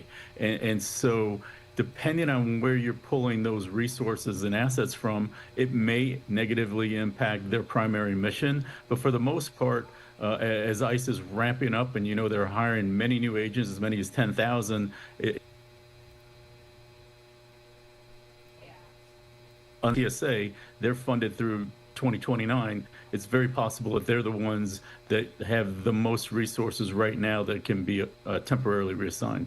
And that actually leads me to my next question. I'll ask you in a second, but this is actually a post from Fox News that says, happening now, ICE agents arrive at Atlanta's Hartsfield-Jackson Airport as TSA struggles to manage massive lines. Thankfully, not seeing those massive lines there at this moment. They were stretching outside when this post was made. The deployment follows President Trump's pledge to help overwhelm TSA operations during the government shutdown with delays lasting hours. Now, as far as the funding situation in general, how does that kind of factor into everything? Because as you mentioned, it looks as though we may have lost you there. Do we have you, John? Yeah, I'm back. Sure. There you go. And as far as the funding itself, how does that kind of impact all of this? Because you mentioned ICE not really being impacted there, but TSA, of course, is. Yeah, and so the way that this is impacting the agencies right now is this whole standoff is over funding DHS. The Democrats want changes to policies at ICE, but ICE has already been funded, and so they're moving forward with their operations as usual. So this ends up impacting TSA and FEMA, the Secret Service, the Coast Guard, and many of the other agencies within the Department of Homeland Security, as well as cybersecurity. And so unless you're considered essential, which TSA is, they still have to work, but they're not getting paid, which puts a lot of pressure on those TSA officers. And as you see, many of them may be calling in sick so they can do other jobs to get paid, or in fact resigning. And we've seen over 350 of them resign in the past few weeks, several at those major airports, because they need to find another income. All right. John Torres, thank you so much for taking the time to join us, helping to provide that expertise. Anything we missed that you want to make sure we add here before I let you go? Well, I think you're going to see historically pressures at an airport when you disrupt transportation like this really does resolve a standoff with Congress. It has in the past. I anticipate that there will be changes coming here soon just because of the way this is impacting air travel. All right. John Torres, we appreciate your time. Thank you so much. My pleasure. And as we mentioned, we do have those live images that are coming in from several different airports here. And the one that we have just popping up, that is over in Atlanta at Hartsfield-Jackson International Airport. And as of right now, this line was fairly long the other day, but it looks as though we're not seeing lines that are as long as they were. Now, the other day, they were about 3 to 4 hours for the general line. And what I'm doing right now is popping up the Hartsfield-Jackson waiting times on the computer, because their website does provide kind of the latest information with those security lines. However, it looks like they're saying that due to current federal conditions, passengers are advised to allow at least 4 hours or more for domestic and international screening. So they have actually taken the wait times off of their website and simply put that message there for folks to be aware that it could take 4 hours to get through security. We are going to head to a quick break at 8:33 on the East Coast and 5:33 on the West Coast. You're watching Live Now from Fox. We'll be right back.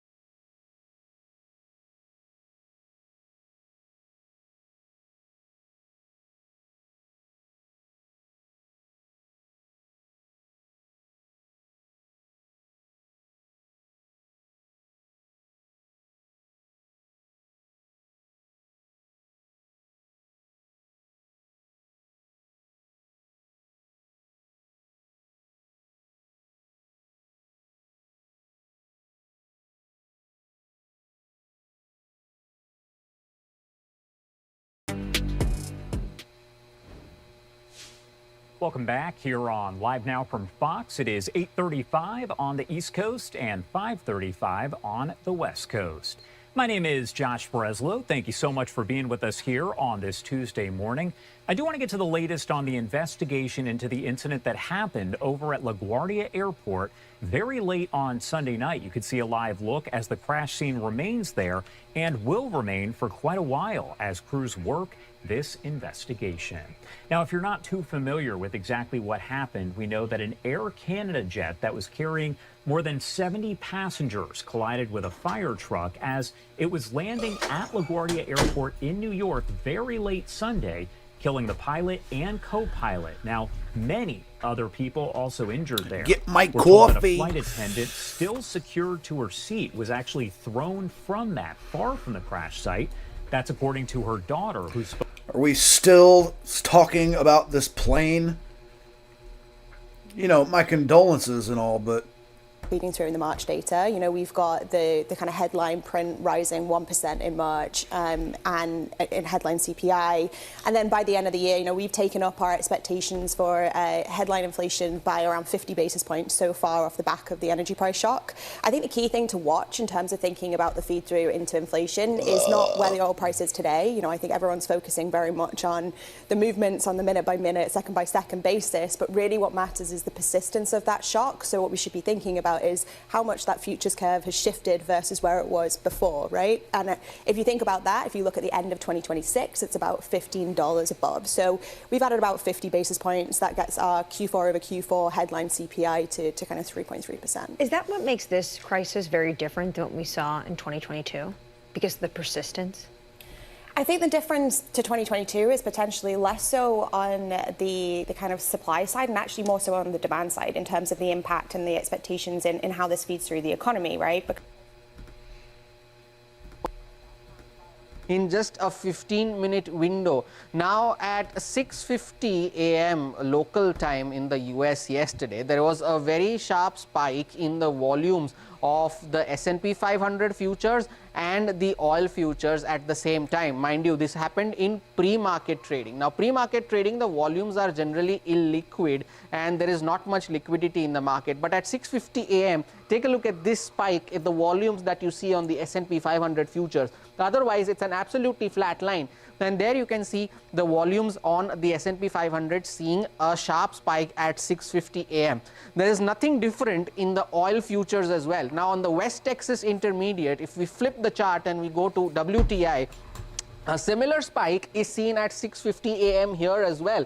Otherwise, it resembles a flat line on the ECG. Now it was at that point of time that there was a sign that something was transpiring on Wall Street that others did not know. This was at 6:50 a.m. Just 15 minutes later, Donald Trump puts out a post on Truth Social, and that post says that Iran and the US have had talks over the last 2 days, and as a result of which he has instructed the Department of War to not attack any of Iran's energy installations over the next 5 days. And this is what he said, to postpone and all military strikes against Iranian power plants and energy infrastructure for a 5-day period, subject to the... But Israel is still hammering their energy, their power plants.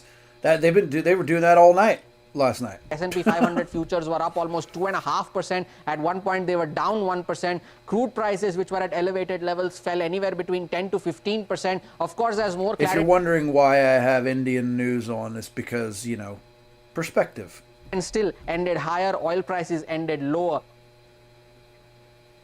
Well, somebody on Wall Street clearly knew. Now, the Wall Street bouncing back after yesterday's brutal sell-off. The Nifty and the Sensex holding on to opening gains to close the day 2% higher. Nifty ending above 22,950. All sectoral indices ending in the green. The broader markets did outperform the blue chips. That's the story for you. The Nifty up by 400 points, 13 points higher on the Sensex, 1,100 points higher on the Nifty. When you use Moomoo, you turn data into sharper trading decisions. Follow Power Players trades and to the commodity markets, gold prices continue to be in bear market territory despite paring losses after a steep sell-off. Gold spot has now lost over 21%. It hit a record high in January, if you remember. That's Silver because of the dollar, baby. currently near the $70 mark. Goldman Sachs has lowered its forecast for India's GDP growth in FY26 to 5.9% from 7% earlier. That's a sharp cut there. Goldman cites currency pressures and rising external risks. It has also predicted a 50 basis point increase in policy rates. Now, as the rupee faces sharp depreciation, that is the cut that's come in there from Goldman Sachs as far as India's growth estimate goes. Amidst rising tensions. Let's see. I want to see what these people are saying. $39.95. Nope, wrong one. A year and a half ago with the mid-air collision in Washington, D.C. That word situational awareness come up over and over again, even in these first 24 hours or so. You know, we talked a little bit before we came on this interview, and you said at this point... You're still talking about that plane. For Christ's sake. Can we move on?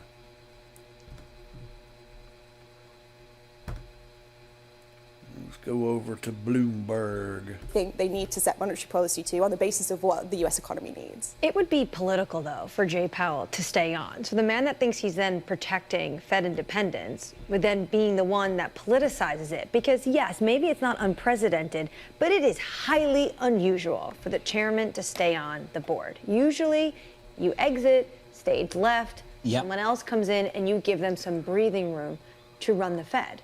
The optics wouldn't be good, let's put it that way. Abigail, it's good to see you. Thank you. Abigail Watt there of UBS. If you're just joining us, welcome to the programme. It is a quieter morning on Wall Street compared to yesterday. Everything's quiet. Equity futures right now, the S&P pulling back by 0.5% on the S&P 500. That is a small decline relative to some of the wild swings we've seen more recently. Yields are pushing higher once again, though. On twos, we're up by 4 basis points to 389. And in the commodity market, adding to gains. This is a bounce back now in WTI up by 4%. WTI at 91.75. Brent crude around 103. With an update on stories worldwide this morning with your Bloomberg brief, let's cross over to Yahara for more. Hey, Yahara. Hi, John.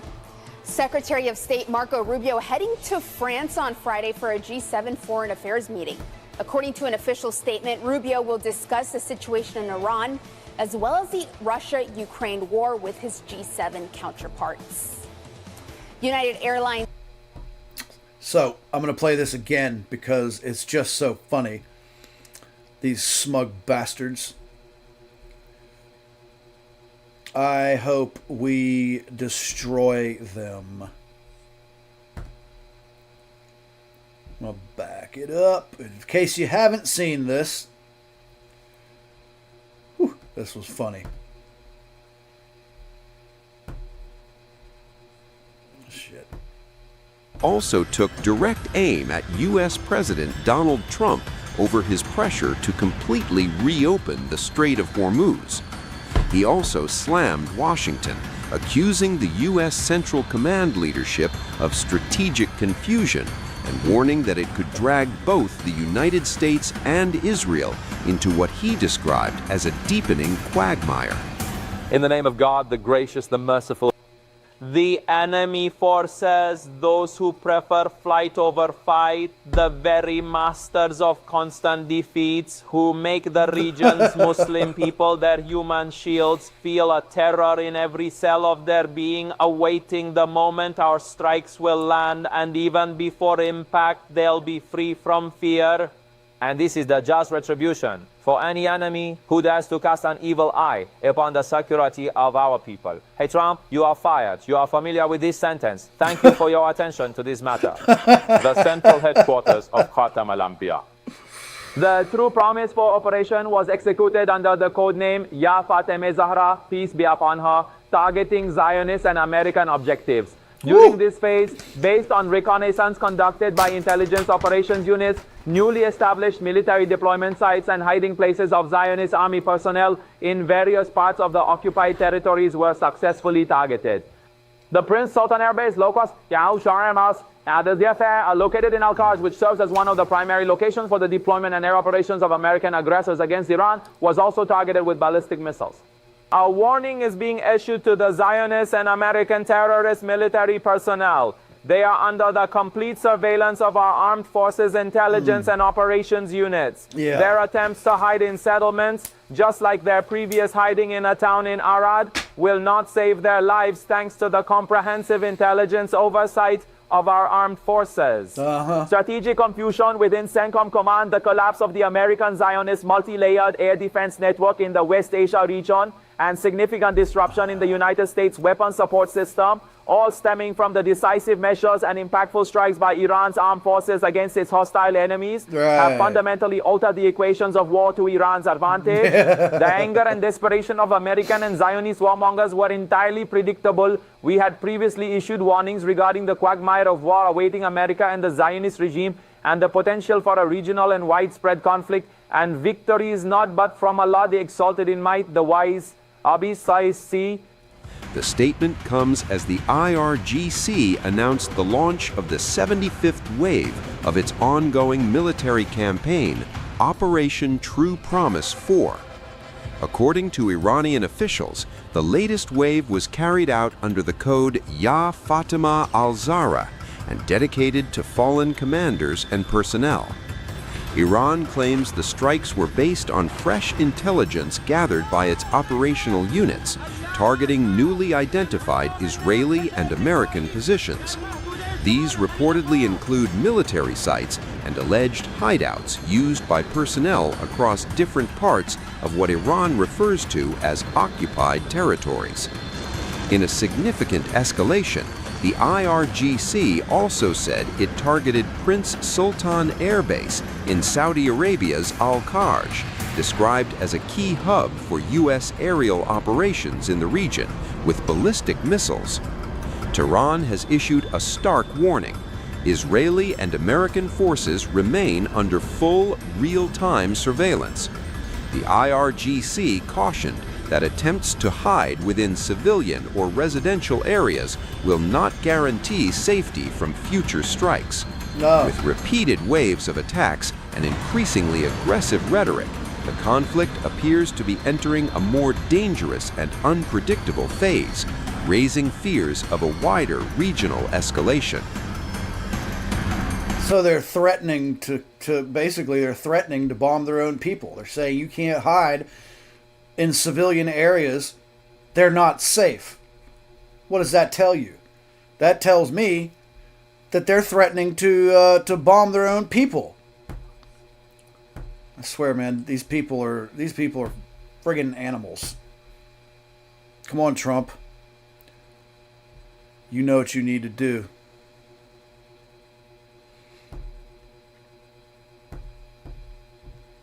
As for what you're looking at, this is actually coverage of the rendezvous and docking of the Roscosmos Progress 94 cargo spacecraft to the International Space Station.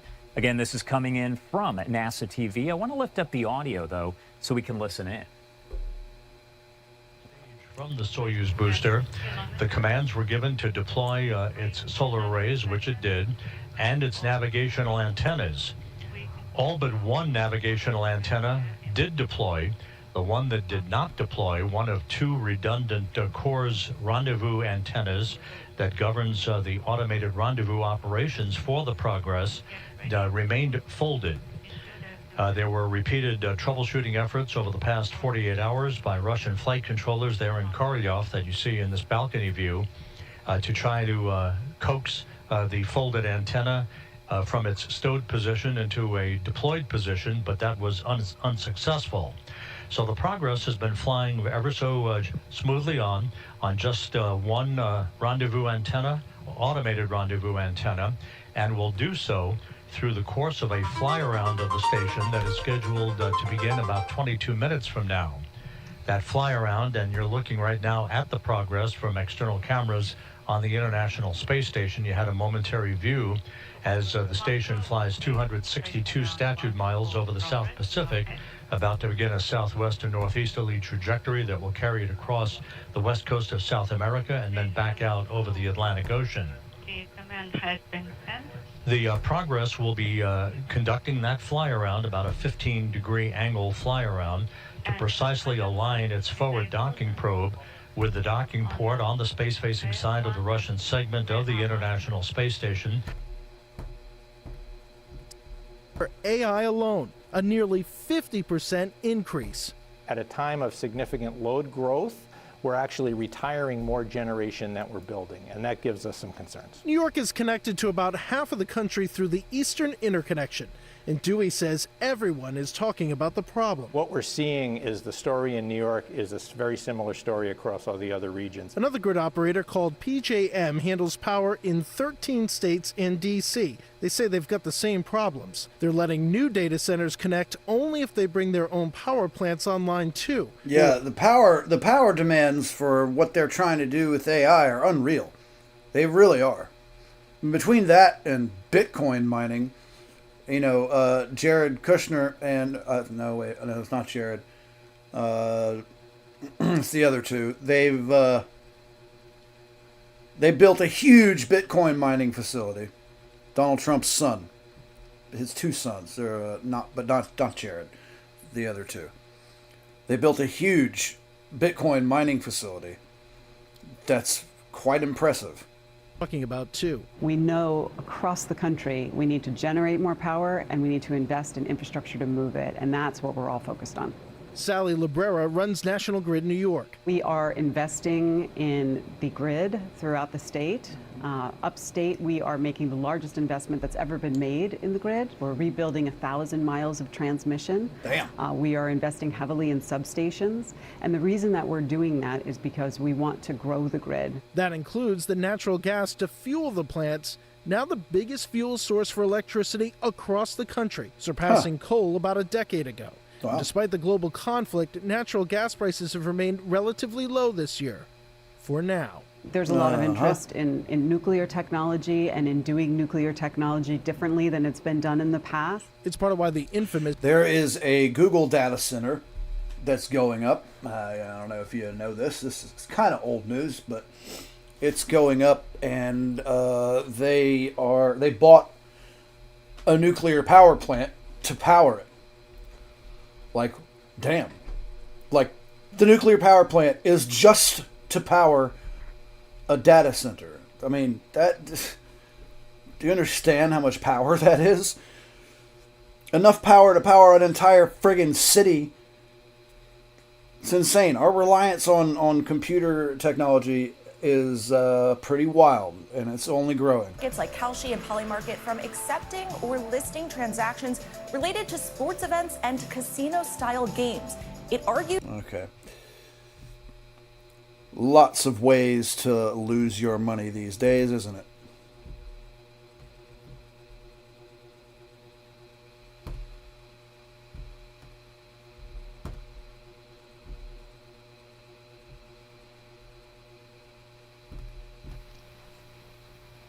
Oh, they're still doing this NASA stuff, huh?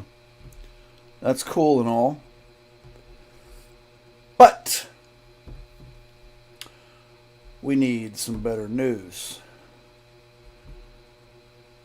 Let's see what old Inja is talking about. Launch of the Anmol scheme for newborn screening and early intervention. Infrastructure and transport continue to see strong spending by the government. The government also allocated 2,885 crore rupees for Delhi Metro expansion and 568 crore rupees for RRTS corridor. In addition, significant investments have also been earmarked for road redevelopment, flyovers, and a new drainage master plan for the city. On the welfare front, subsidies remain. They're talking about New Delhi's budget, like any of us care. It's a slow morning, guys. There's not much in the news. I guess that's good. But it also kind of sucks. It's kind of boring. Because we have a data gap. These agents need to be enriched with context. You and I, on a daily basis, take trillions of tokens of context, and from our vision, from our sensory, from our sound, or from language, and that's how we actually operate in a day. If you don't give that enrichment of context to these agents, they'll still make decisions. They'll just make decisions that are uninformed. So we need to make sure that we actually enrich it with context. Those are the three big areas. Now, to your question, do we have, are these secular or are these, spikes?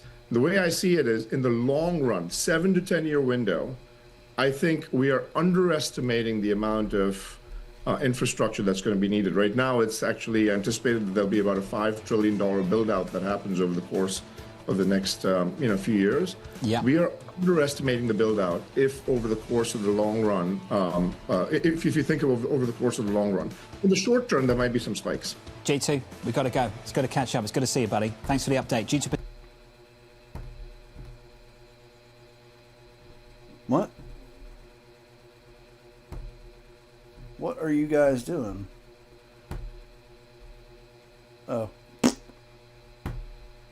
Let's go try Yahoo Finance. East Coast and instead invest in fossil fuel projects in the U.S. The Department of Interior will reimburse $928 billion to Total, the amount it paid for 2 offshore wind leases, which it will then use to produce oil and gas. The New York Times called it an extraordinary transfer of taxpayer dollars to a foreign company for the purposes of boosting the production of fossil fuels.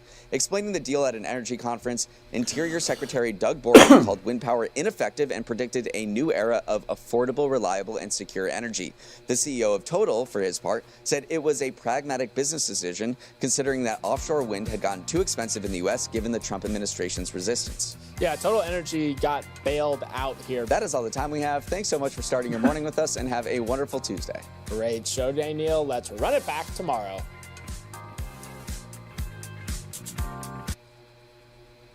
Well, guys, I'm trying to find something worthwhile, but it is a slow day so far. But, you know, it's these slow days, man, that you got to watch out for. I feel like there's something brewing on the sidelines. I mean, obviously there is. I mean, for Christ's sake, Fox News is just still showing this NASA stuff. You know there's nothing in the news if they got a stream up from friggin' NASA.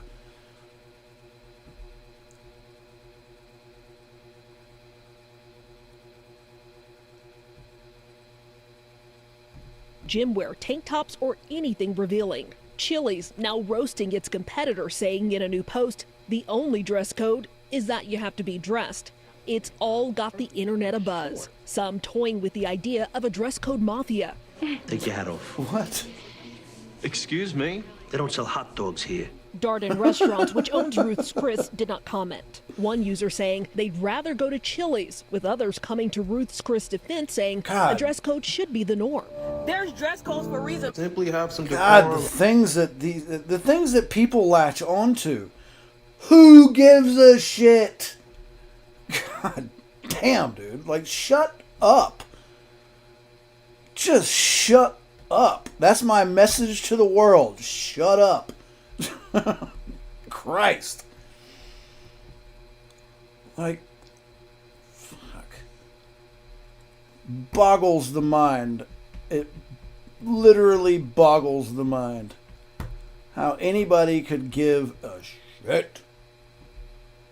But, you know what? Shit. What is this bullshit here? You know what's funny? They've seen enough pajamas. You know what's funny?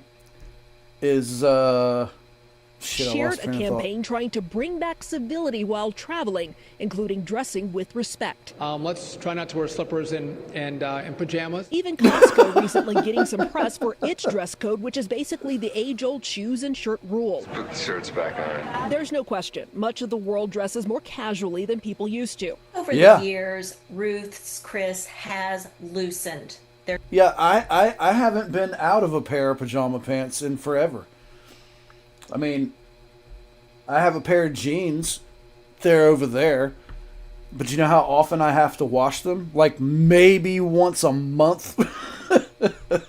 Because I might wear my jeans a day or two out of the month.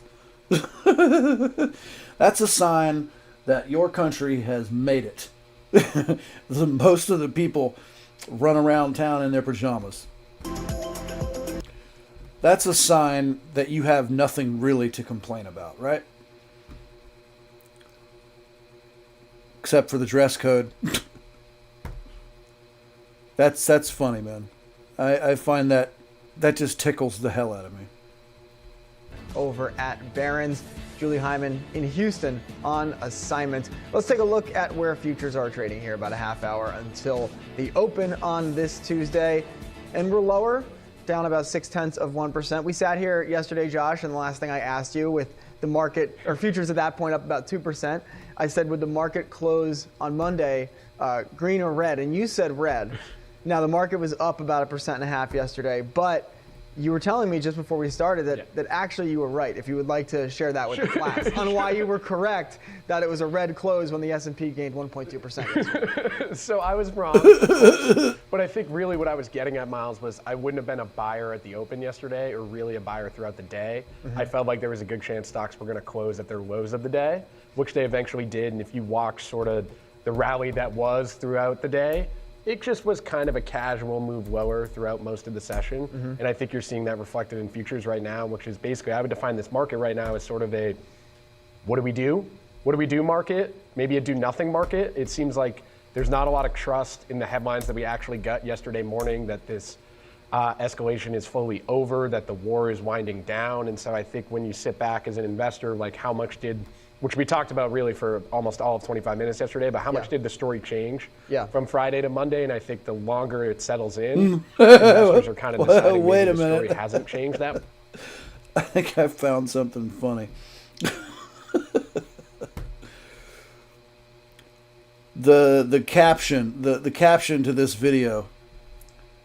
This is hilarious. Trump driving Senate Republicans crazy behind the scenes. Trump urges GOP to pass voter bill for Jesus.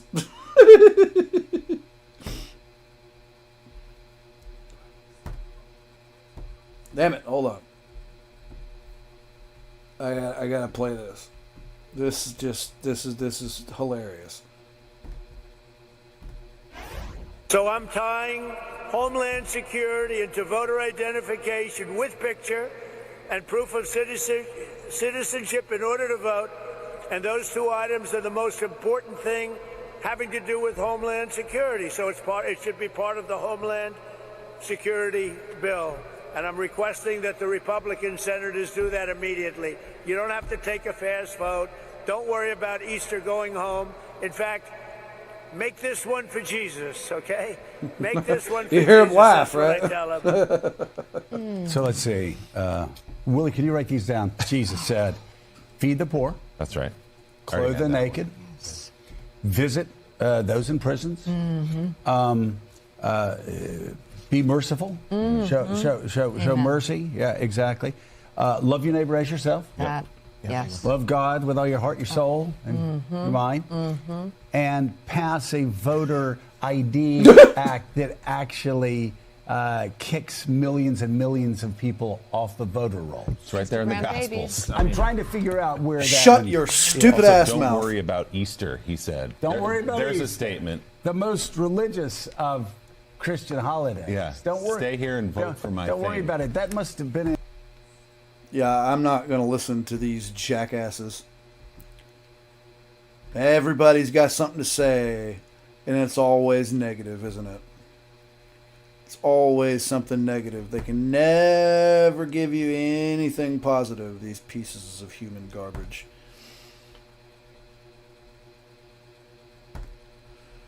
Guys, I am trying my best to find something. It is a slow day today. Slow as hell. Importance of our But these are the days that crazy stuff happens, so I'm still going to pay attention. and the consequences if we fail to deliver. Taxpayers support NASA because we can change the world. Still in air, talking and about space, and NASA, science. dude. If they're talking about NASA, that has to tell you there is nothing in the news. It is a dead day, dude. Jesus. I mean, if you want me to pull up a ticker symbol, by all means, drop it in the chat, man. But as we can see, I mean, it's a largely red day, but not by very much. And, you know, pre-market is, let's see. Yeah, we got 25 minutes before the opening bell. We're like 0.5% on, you know, at the on just about everything. Bitcoin, flat. Silver, flat. Oil on the rise, but relatively flat. The dollar, flat. I see no really big points of interest in today's market so far. Still waiting for the bell because, anything can happen. But these are the days. It's days like this that wild stuff happens. Really. So I would encourage everyone to pay attention because these are just the days wild things happen, man.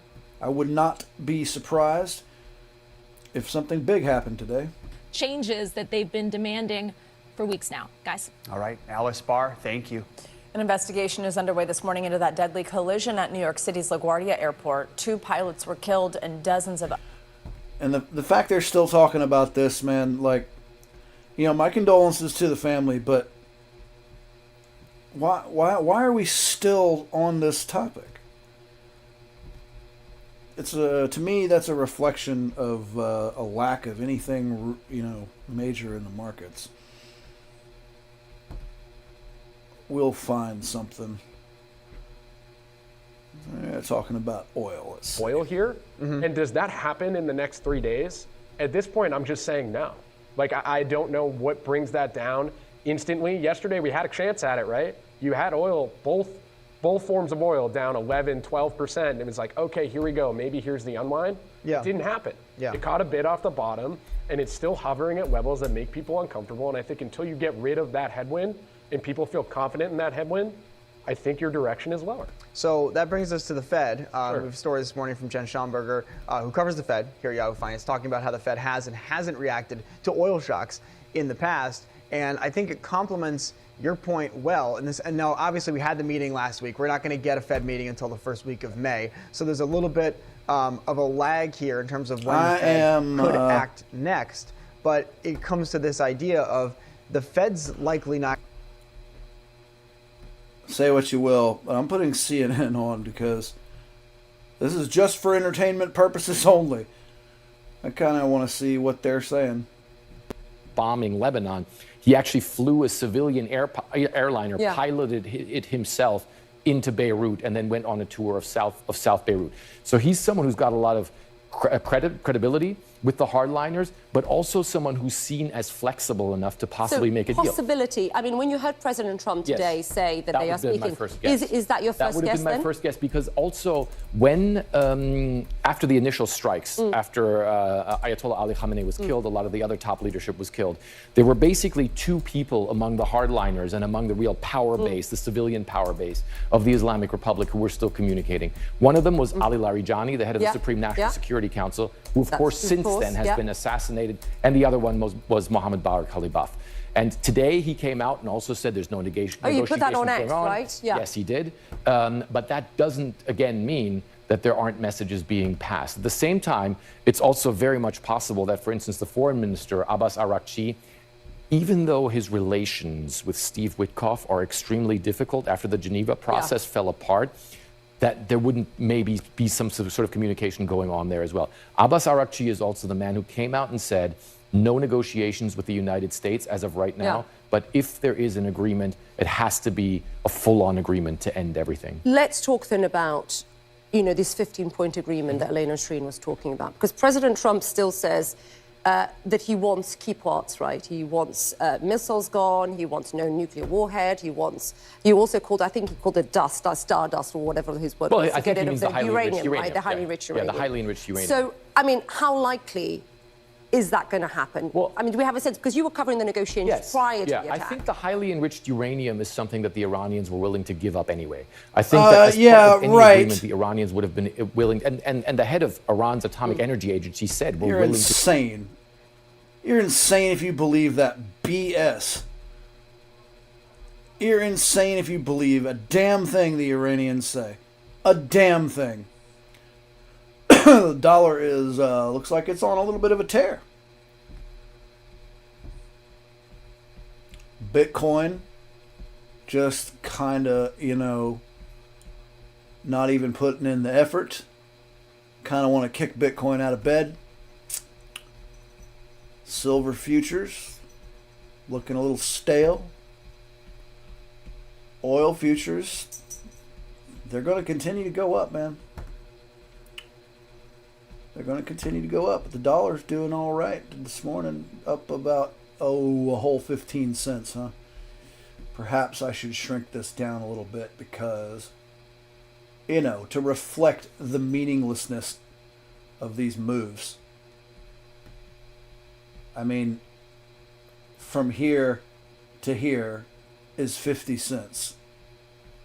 So as you can see, it isn't doing a damn thing. It's getting frustrating. Need some action, baby. Pre-market still looking, I mean, everything's looking red, but not very.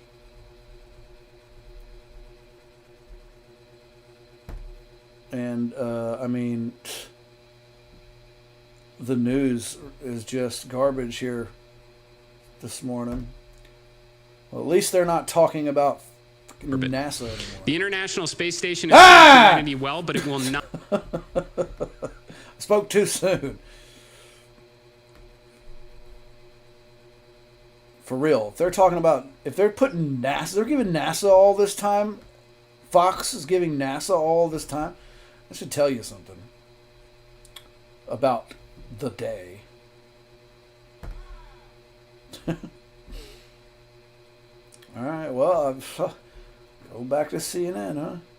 And global affairs commentator and served as a deputy Pentagon press secretary during the Biden administration, a well-known face here on the show. Sabrina, great to have you back. Good to see you. Let me get your take then about these conflicting reports that we seem to be getting from the United States, where President Trump says that they've been productive and very good, I think he said, discussions. But the Iranian FM denies this. What is your sense of what is happening behind the scenes here, Sabrina? It's good to be with you, and it's really hard to parse out what exactly is happening behind the scenes. I think what we can tell right now from what I'm hearing from sources is that there are some type of negotiations happening through an intermediary source. It might not be necessarily the U.S. and Iran speaking directly, but there is some type of diplomatic. There's not much going on, is there? Again, as a lever for do I want to buy on the margin, or do I want to sell on the margin? Mm-hmm. And all else equal, lower rates good for stocks, higher rates more challenging for stocks. It doesn't have to be bad, just more challenging. And so the reason why investors in this market are so locked in on the Fed is because they just want to know what's the next move. And to your point, don't we all? New York Times reports that the Saudi prince is said to push Trump to continue the war in Iran. Coming up on the show, asset manager shares fall after Apollo and Ares announced that they are the latest to curb redemptions from some of their private credit funds. They put up the gates. We're going to more on that next. This is Bloomberg. Your mom is Bloomberg.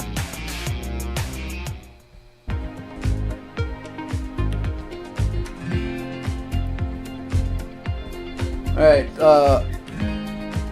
I'm gonna go have one final smoke before the market opens.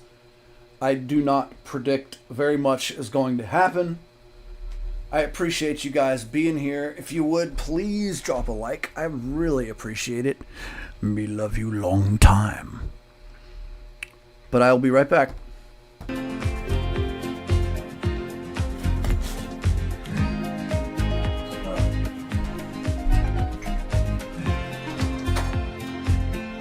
At 9:30 a.m., the market tells you what it's really thinking. We beat the drum to the opening bell. With deep analysis of the forces driving the price action. Focusing investors on what really matters. Where the money flows, which markets are changing. Conversations with players shaping the narrative. Innovative growth companies gravitate to NASDAQ. It's not just like, let's buy the Mag 7 or AI. That's a really compelling story. This is where your trading day begins. And this is Open Interest. Only on Bloomberg.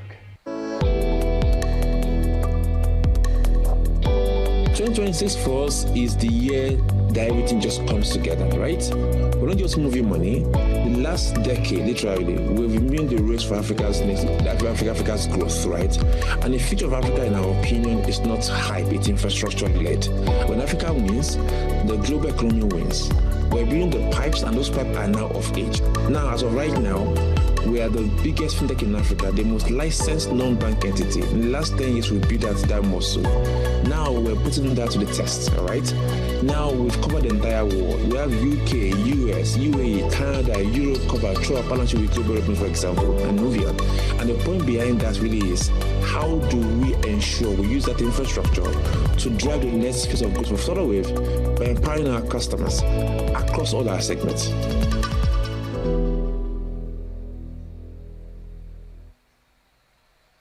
Bringing you up-to-the-minute political news whenever and wherever it happens. I'm Tyler Kendall in Washington, and this is Bloomberg. From the world of politics to the world of business, Joe Matthew and Kaylee Lines deliver news, insight, and analysis live 2 times a day, every trading day. Balance of Power at 1 and 5 Eastern, only on Bloomberg.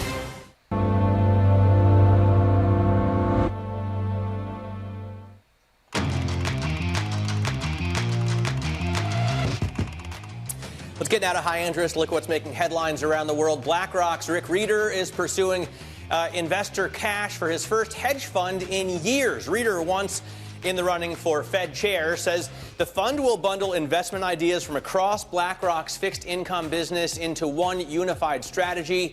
But it isn't Rieder's first foray into hedge funds. He founded R3 Capital Management in 2008 with money from Lehman Brothers, where he had spent a couple of decades. JP Morgan says the U.S. power grid is a national security risk, citing decades-old infrastructure that leaves it exposed to extreme weather and cyber attacks. The warning comes as energy markets face daily shocks tied to the Iran war, adding yet another layer of risk for investors and policymakers. And private credit woes are creating buying opportunities, according to Alyssa Mall, the CIO for Michael Dell's family office. Our own Danny Berger spoke with Alyssa yesterday at a Bloomberg New Voices event here in New York.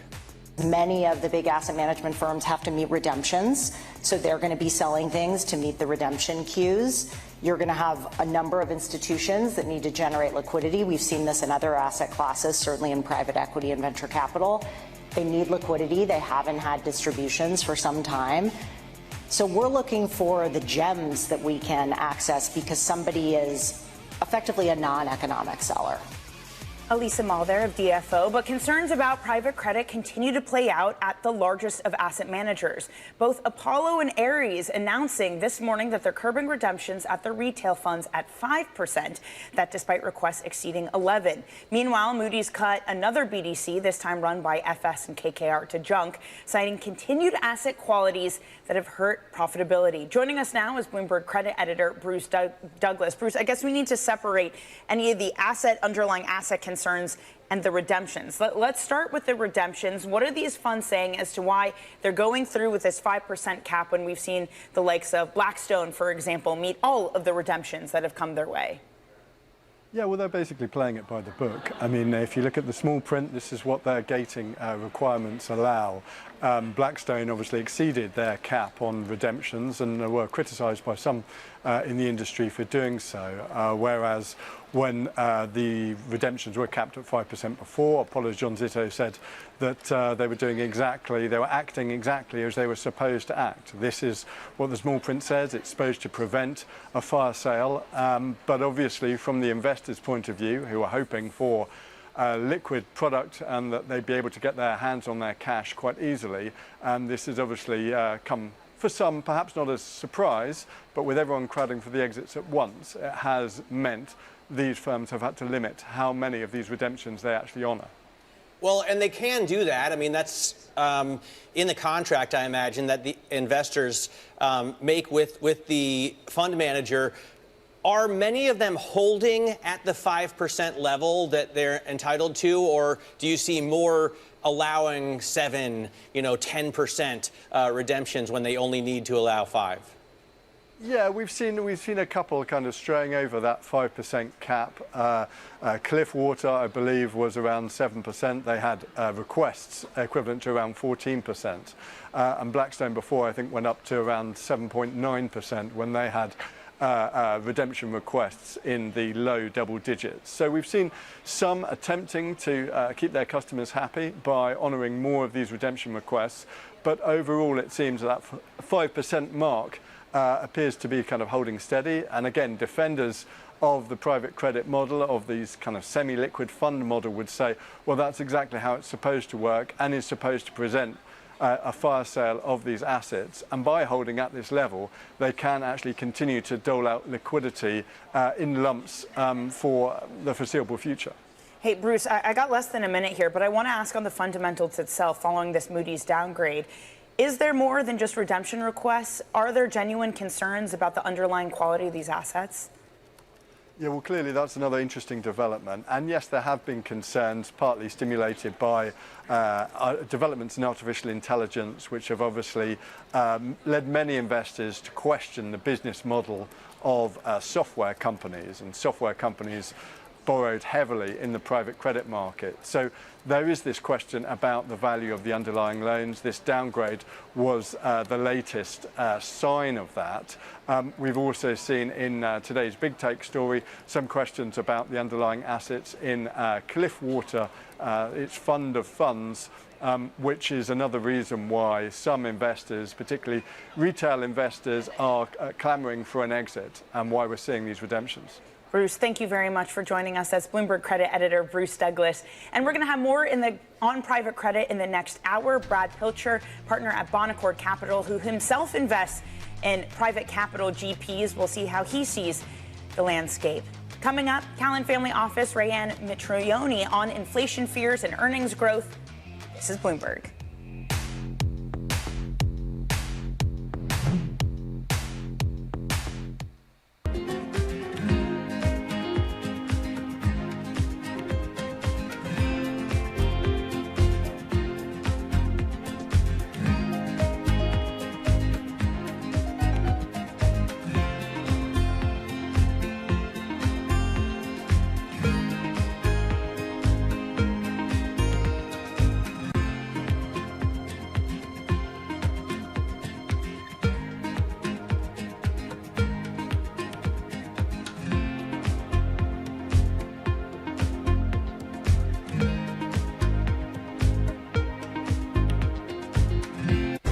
Trading day is about to start. And you're already looking for that edge. The opening trade brings you everything you need to know as markets open across Europe. Let's talk about the significant risk transfers to find space in their balance sheet. Hedging some of that risk. You could look at it the other way. Obviously, this stuff is risk-weighted. I would much rather be long than be short. We're in a kind of sweet spot. Very, very strong alignment. 3 revolutions in one. I'm Guy Johnson. I'm Anna Edwards. And I'm Tom McKenzie. This is your opening trade.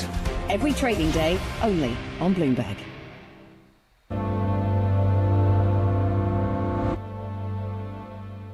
It's a multi-trillion-dollar industry. We'll show you what's happening in ETFs like no one else. ETF IQ, only on Bloomberg. Key investors, top executives, global innovators. Join me for in-depth conversations with the biggest newsmakers on the day's top stories. Insight with Haslinda Amin, only on Bloomberg. Welcome to Bloomberg This Weekend. I'm David Gura. I'm Lisa Mateo. And I'm Christina Raffini. We're tracking breaking news today from Wall Street to Washington. Let's start overseas. The sector is really propelling this deal forward. Yeah, the hope is this will open up new markets and provide some additional liquidity. Of course, now they're going to have competitors. We got a big week coming up in politics. Earnings season is underway. We're going to get some key reports. Everything you need to know before the markets open on Monday. Introducing Bloomberg This Weekend, bringing a little Bloomberg into your weekend routine. Guys, buckle up. Making money isn't about drowning in emotions. It's about understanding what's actually happening. Markets are the best way to glean signal from noise, and that is what we try to do every morning. This is Bloomberg Surveillance.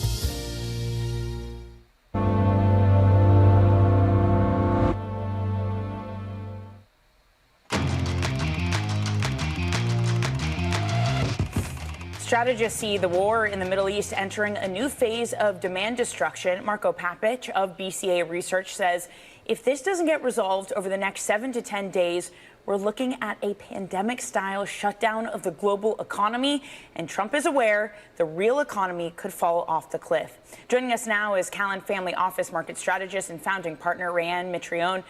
Rayanne, do you share the same concern that if this doesn't get resolved in over a week's time, we could be looking at some real damage to the American economy? Good morning, Danny. The risks are certainly rising day by day, but we don't view it quite as dire as that would suggest. We do need to see some progress, and we need to see some resolution and some traffic starting to resume through the Strait of Hormuz, because if oil prices stay elevated, the risks around the world do continue to rise. We're a little bit more insulated in the U.S. because of our position as a net energy exporter, but the risks are rising as we move forward. Yeah, I mean, to be fair, we chose that quote because it's so shocking, right? He seems to imply that it's kind of binary. Either, we go into pandemic-style lockdown or things get resolved. Rayanne, you're going to stay with us through the market open. We're going to show you the bells next. Take a look at futures right now. We're down after we had yesterday one of the biggest gains that we've had, I think the biggest gain in 6 weeks at the close. So it was a good day for the cash trade. That's opening up next as we look at a drop of 0.6% on futures. The U.S. 10-year yield coming up another 5 or 6 basis points, getting to 4.40 pretty soon. And Brent crude right now trading back up to $103.41 a barrel. This is Bloomberg.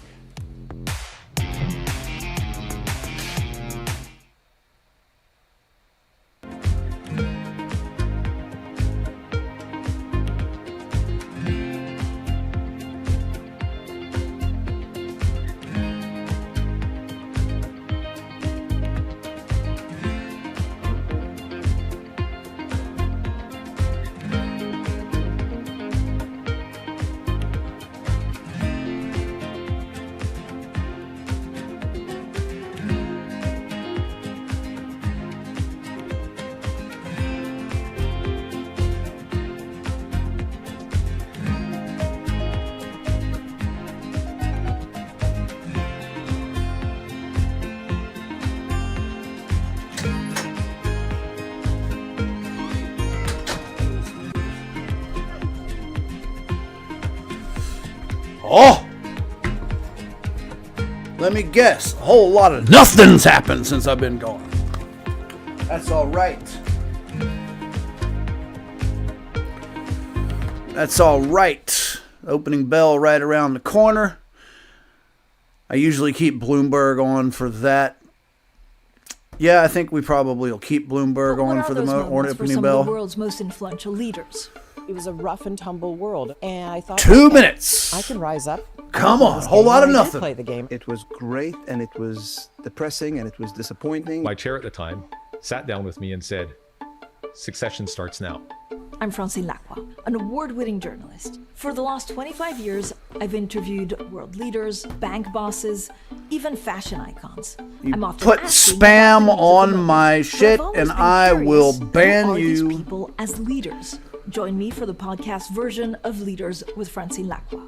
I'll start your week with conversations that explore what drives the world's most influential people, how today's leaders got to where they are, where they're going next, and how they've transformed their organization in the process. Make decisions. A poor decision is always better than no decision. You have to have truth tellers around you, and you have to be willing to listen.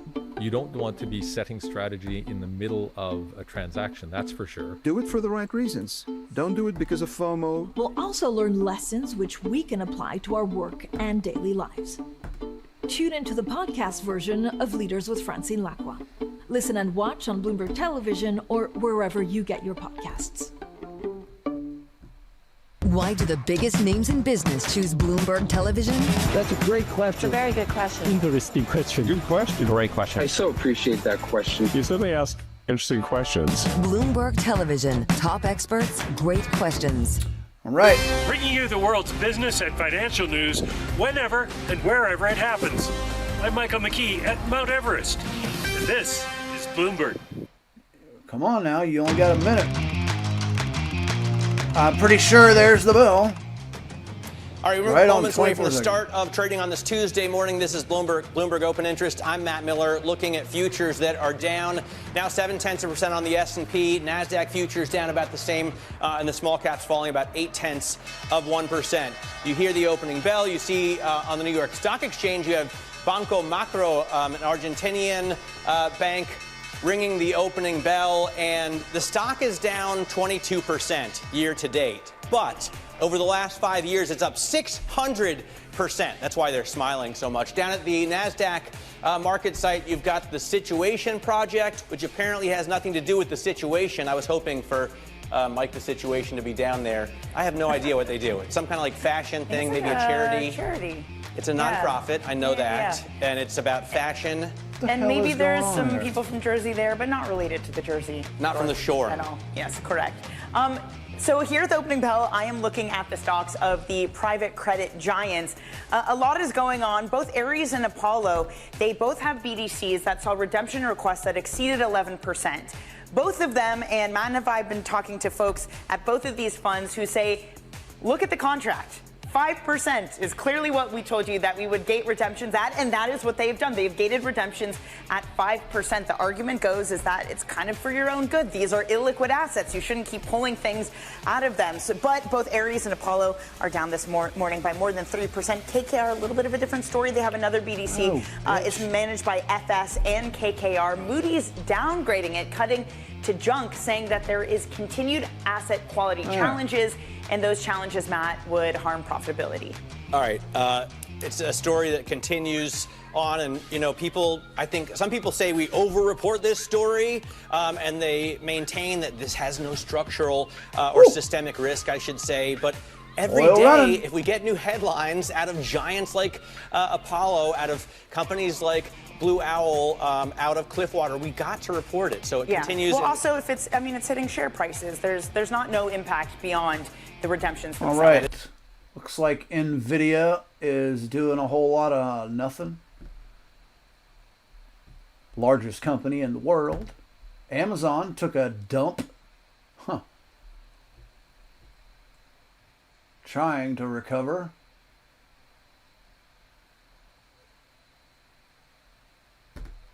Palantir. Ooh, look at that. Interesting.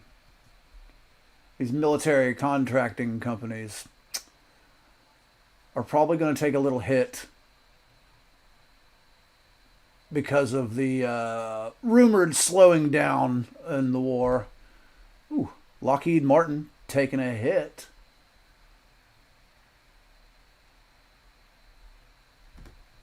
Apple took a little drop, relatively speaking. Google taking a little drop, relatively speaking. Meta taking a drop. Tesla down. Very interesting. Yeah. I mean, the market's largely red, but not by much. This is just stagnant. That's what happens when things are just stagnant. We're not going to have much today, specifics I do not of the believe. mission profile and the objectives that can be addressed in this mission. The new mission will endeavor to include a rendezvous and docking with one or both They're commercial really still talking about... did it jump? No, that's still Fox News. Like, what? They're still talking about fucking NASA? They sure are. Talking about the 2027 plan for the Artemis 3 Earth orbit mission. Whoop-de do. Long for them to replace their entire other senior leadership, and even with people like Ali Larijani, who people said was in control. That also didn't take long to replenish either. The whole structure, the whole power structure is predicated on being able to reconstitute itself, and doing that in a very, very short period of time. And I think one thing that people need to understand who talk about Iran is how widespread and how multi-layered that power structure is. And when we were on the ground, one of the things that really stood out to us about Iran was that the amount... Right, dog, let's nuke Iran already. Wouldn't that be the most American thing to do? We're over there preventing them from and us, but we nuked them. Sounds like a brilliant idea. It sure does. We gotta have a sense of humor about these things. Let's have a sense of humor about nuking Iran, right? Yes, I realize it's probably not the most popular idea. And at the end of the day, of course, we would want some other sort of action to take place. We don't want to nuke anybody because, innocent people will die. Duh. My point in mentioning nuking Iran is because, personally, I'm sick of these smug bastards acting like they have... fuck Islam. That's my main thing. The Islamic Republic of Iran needs to die.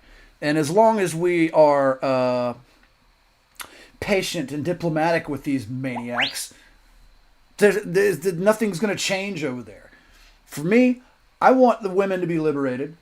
I want them to be able to walk around outside. I want them to be able to sing and dance in public without the fear of being raped in prison or beaten to death, which is what happens to lots of women over there and people that just protest. I mean, I don't have to tell you about how many people have been killed for protest. The Islamic Republic of Iran needs to die. And I don't think that's going to happen if we play these little games, back and forth games with them. I don't think they're going to do anything good for the country or the people. I don't think anything good will come of any diplomacy with these animals. So, when I say let's nuke Iran, I would prefer if we could go in there and just nuke them. But I know we can't. So, saying let's nuke Iran, it's kind of a joke. So, lighten up. 1,000 miles in range, but the missiles that they're using may have a range as high as 3,000 miles. So let's assume worst case scenarios, and that's what intel people like me like to do sometimes. You like to figure out exactly what the worst case scenario is. So let's take 3,000 miles. 3,000 miles from Iran in a radius would include large portions of Russia, China, India, most of Africa, all of the Middle East, and all of these parts of Europe right here. That includes Italy, Germany, Denmark, parts of Sweden, part of France, and almost reaching to the UK. So this is one of the critical elements right here. Iran, if it has this capability, which may be derived from their space program, that means that they could have the capability of reaching all of these areas. They might not be very effective at targeting this yet, but at least they're working toward that. And that is why all of the different elements of their program are critically important when it comes to analyzing what their capabilities are. Their space program was probably a cover for their missile development program. Right, busy times lie ahead for Saudi Arabia's largest port, while Iran keeps a chokehold over the Strait of Hormuz. Jeddah Port is kicking into high gear. CNN's Nick Robertson reports on the lifeline to the Middle East. Saudi Arabia's biggest port, Jeddah, is gearing up for its busiest times yet. On Saudi's west coast, the Red Sea, it is about to pick up much of the trade Iran has choked off, blockading the Strait of Hormuz. More than 700 miles from the beleaguered Gulf, it will be helping keep them alive. Saudi officials are saying that already since the war began, cargo traffic through their Red Sea ports is up by 1/3, and they're predicting that here in Jeddah, the traffic is going to go up by 50% next month. While most of that 1/3 uptick is Saudi oil exports, millions of extra barrels pumped hundreds of miles across the Arabian desert. It is ports like Jeddah that will carry the bulk of imports. So all this comes off here, gets stacked up over here, and then it's going to get on trucks and head eastwards across Saudi Arabia to the Gulf. Officials here say they are ready with enough docks, workers, cranes and trucks lined up. But even so, analysts say they won't be able to make up all the import shortfall. Food and medicine, the priority. Food and medicine are the priority, whether it is for... Is that now we are moving beyond the phone to the TV. So I mentioned like one of the big gaming areas we're going after. One of the big gaming areas we're going after now is, social gaming experiences that will show up on your TV. So we are now announcing, we're going to announce here actually, that we're going to have these social party games that you can play on your TV with your phone as the controller. And it's things like, recognizable games like Boggle. You got. It is a flat day. A whole lot of nothing. It's so boring, I'm eating Chinese food. Bitcoin taking a dive. Silver just kind of, shit in the bed a little. Oil's the only thing really moving. And it's going to continue to go up. The dollar flat, like your mom. Nvidia not doing much of anything. Amazon shitting the bed. Palantir shitting the bed. Lockheed Martin shitting the bed. Apple, meh. Google, meh. Meta, Tesla, That's my comment for the day. Not much of anything going on. A boring day.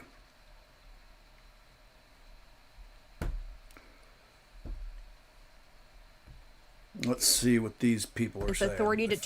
They finally stopped talking about NASA because, that's what you talk about when there's nothing in the news. The legal dispute centers on a policy called metering that the administration may seek to revive after it was dropped by President Trump's Democratic predecessor, former President Joe Biden. The policy allowed U.S. immigration officials to stop asylum seekers at the border and indefinitely decline to process their claims. So the Trump administration has appealed the lower court's finding that the policy violated federal law. This policy is separate from the sweeping ban on asylum at the border that President Trump announced after returning to the presidency last year. That policy also faces an ongoing legal challenge. So once again, keeping a close eye there in Washington, D.C. And I also wanted to let you know that once this does begin here, we are going to have a dedicated YouTube stream where you can watch uninterrupted. We'll share that QR code here with you in just a short amount of time. Excuse me. We are waiting for my producer to get that QR code here for you. And of course, we will bring it to you once we do get it. Stepping away for another commercial break on from Fox. They keep going to commercial or they keep going to NASA. I guess it's good there's nothing major in the news. And I guess it's good that we haven't nuked Iran yet. But honestly, man, these guys are just clowning on Trump.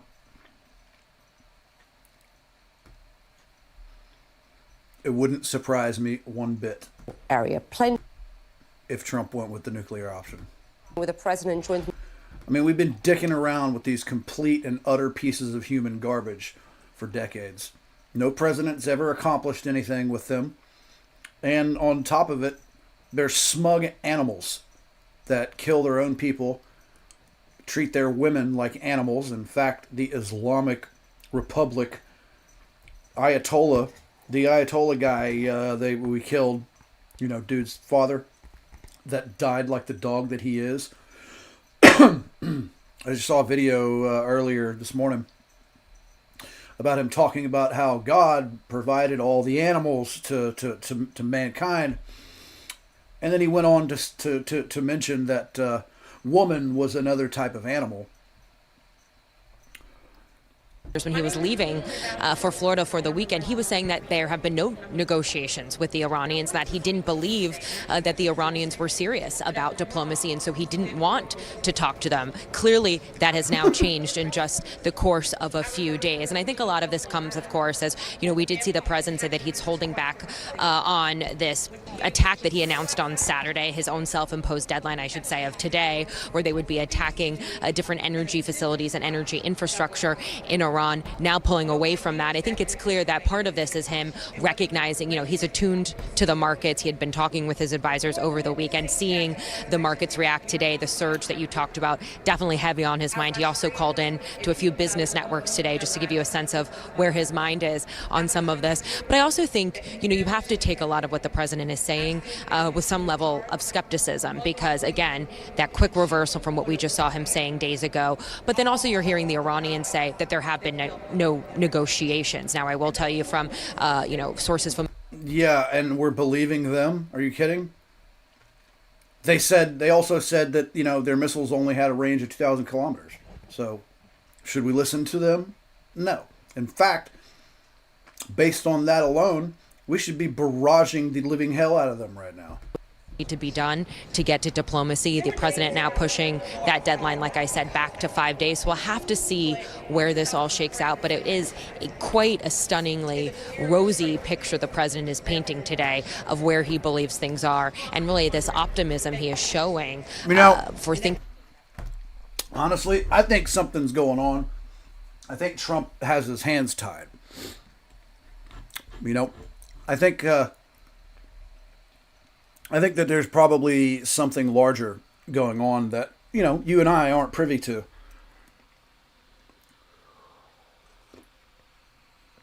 I think what he wants to do and what he's able to do are vastly different. Because it wouldn't surprise me one bit if Trump just, nuked him.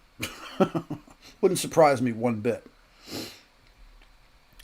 And the fact that he hasn't shows a lot of either constraint or that his hands are tied. One of the two. Trying here. What is the back and forth? Because it seems not great to try to buy a fund where the employees don't want to work for you. Yeah, and when you look at someone like Victory, who's been doing a handful of acquisitions in the space over time now, they're really trying to build scale. When you think about scale M&A in this space, that comes with cost cuts, right? And so I think that's where you see some of these pop over to Yahoo because I like their headline.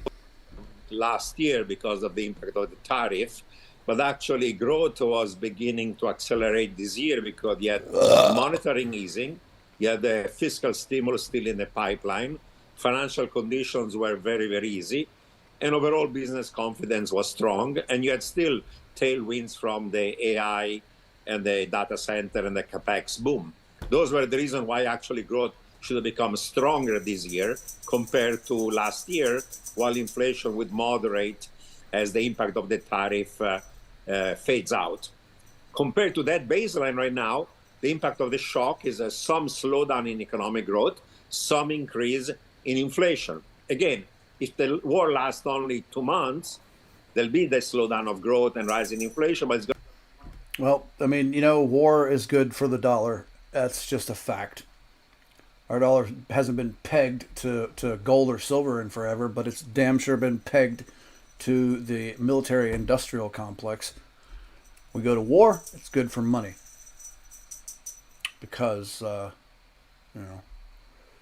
NVIDIA still doing a whole lot of nothing. Amazon, Palantir, Lockheed Martin, Apple, Google. Everything's either not doing much or is slightly down.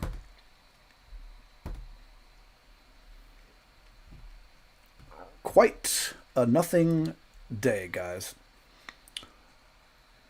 Well, I appreciate you guys being here, but, things happen in the market. They usually tend to happen in the beginning of the market. I don't expect much else to go on today. I think you're looking at it right now. I think you're looking at how the day is going to go, down 1% or 2% at the most. You're going to have some crashing. There's just not a lot of activity.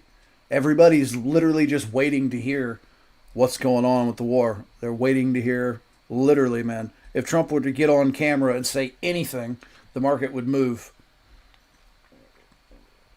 That is literally what everybody's waiting on right now.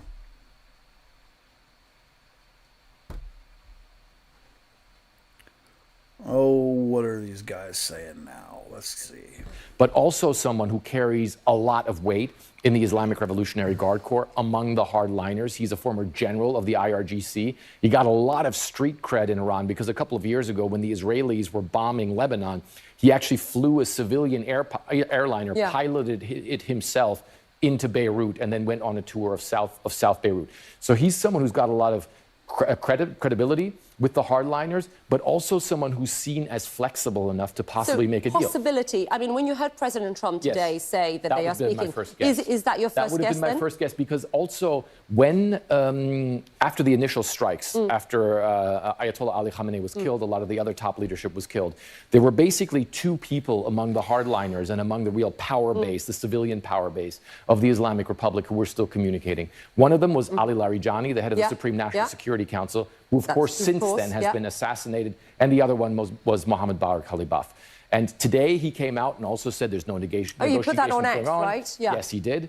But that doesn't, again, mean that there aren't messages being passed. At the same time, it's also very much possible that, for instance, the foreign minister, Abbas Araghchi, even though his relations with Steve Witkoff are extremely difficult after the Geneva process fell apart, that there wouldn't maybe be some sort of communication going on there as well. Abbas Araghchi is also the man who came out and said, no negotiations with the United States as of right now, but if there is an agreement, it has to be a full-on agreement to end everything. Let's talk then about... and what they want, they want full reparations for everything we've destroyed, and that ain't happening.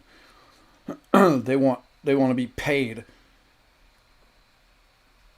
I swear to God, dude. I swear to God. If we capitulate, it's not going to be a good look. It's not going to be a good look at all. Now, I don't wish for the nuking of Iran. I mean, a part of me does, I'll just be honest. Because I'm sick of looking at it. I'm sick of watching these dogs do the things that they do.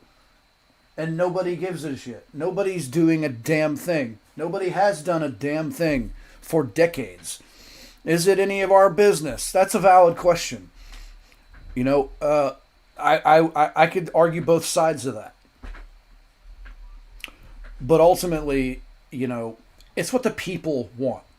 And if the people aren't getting what they want, I mean, by and large, not all of them, but by and large, it is what most of the people there want. They want the Islamic Republic. They want that Islamic Republic garbage out. And if they're being murdered in the street and imprisoned for saying so, well, you know, who's gonna be there to fight for them? It's not right. So, you know, that's my argument for it. My argument against it would be that it's none of our business. Flat out. So it just depends on how you feel about it. I can feel both ways. You know, I can see both sides of it.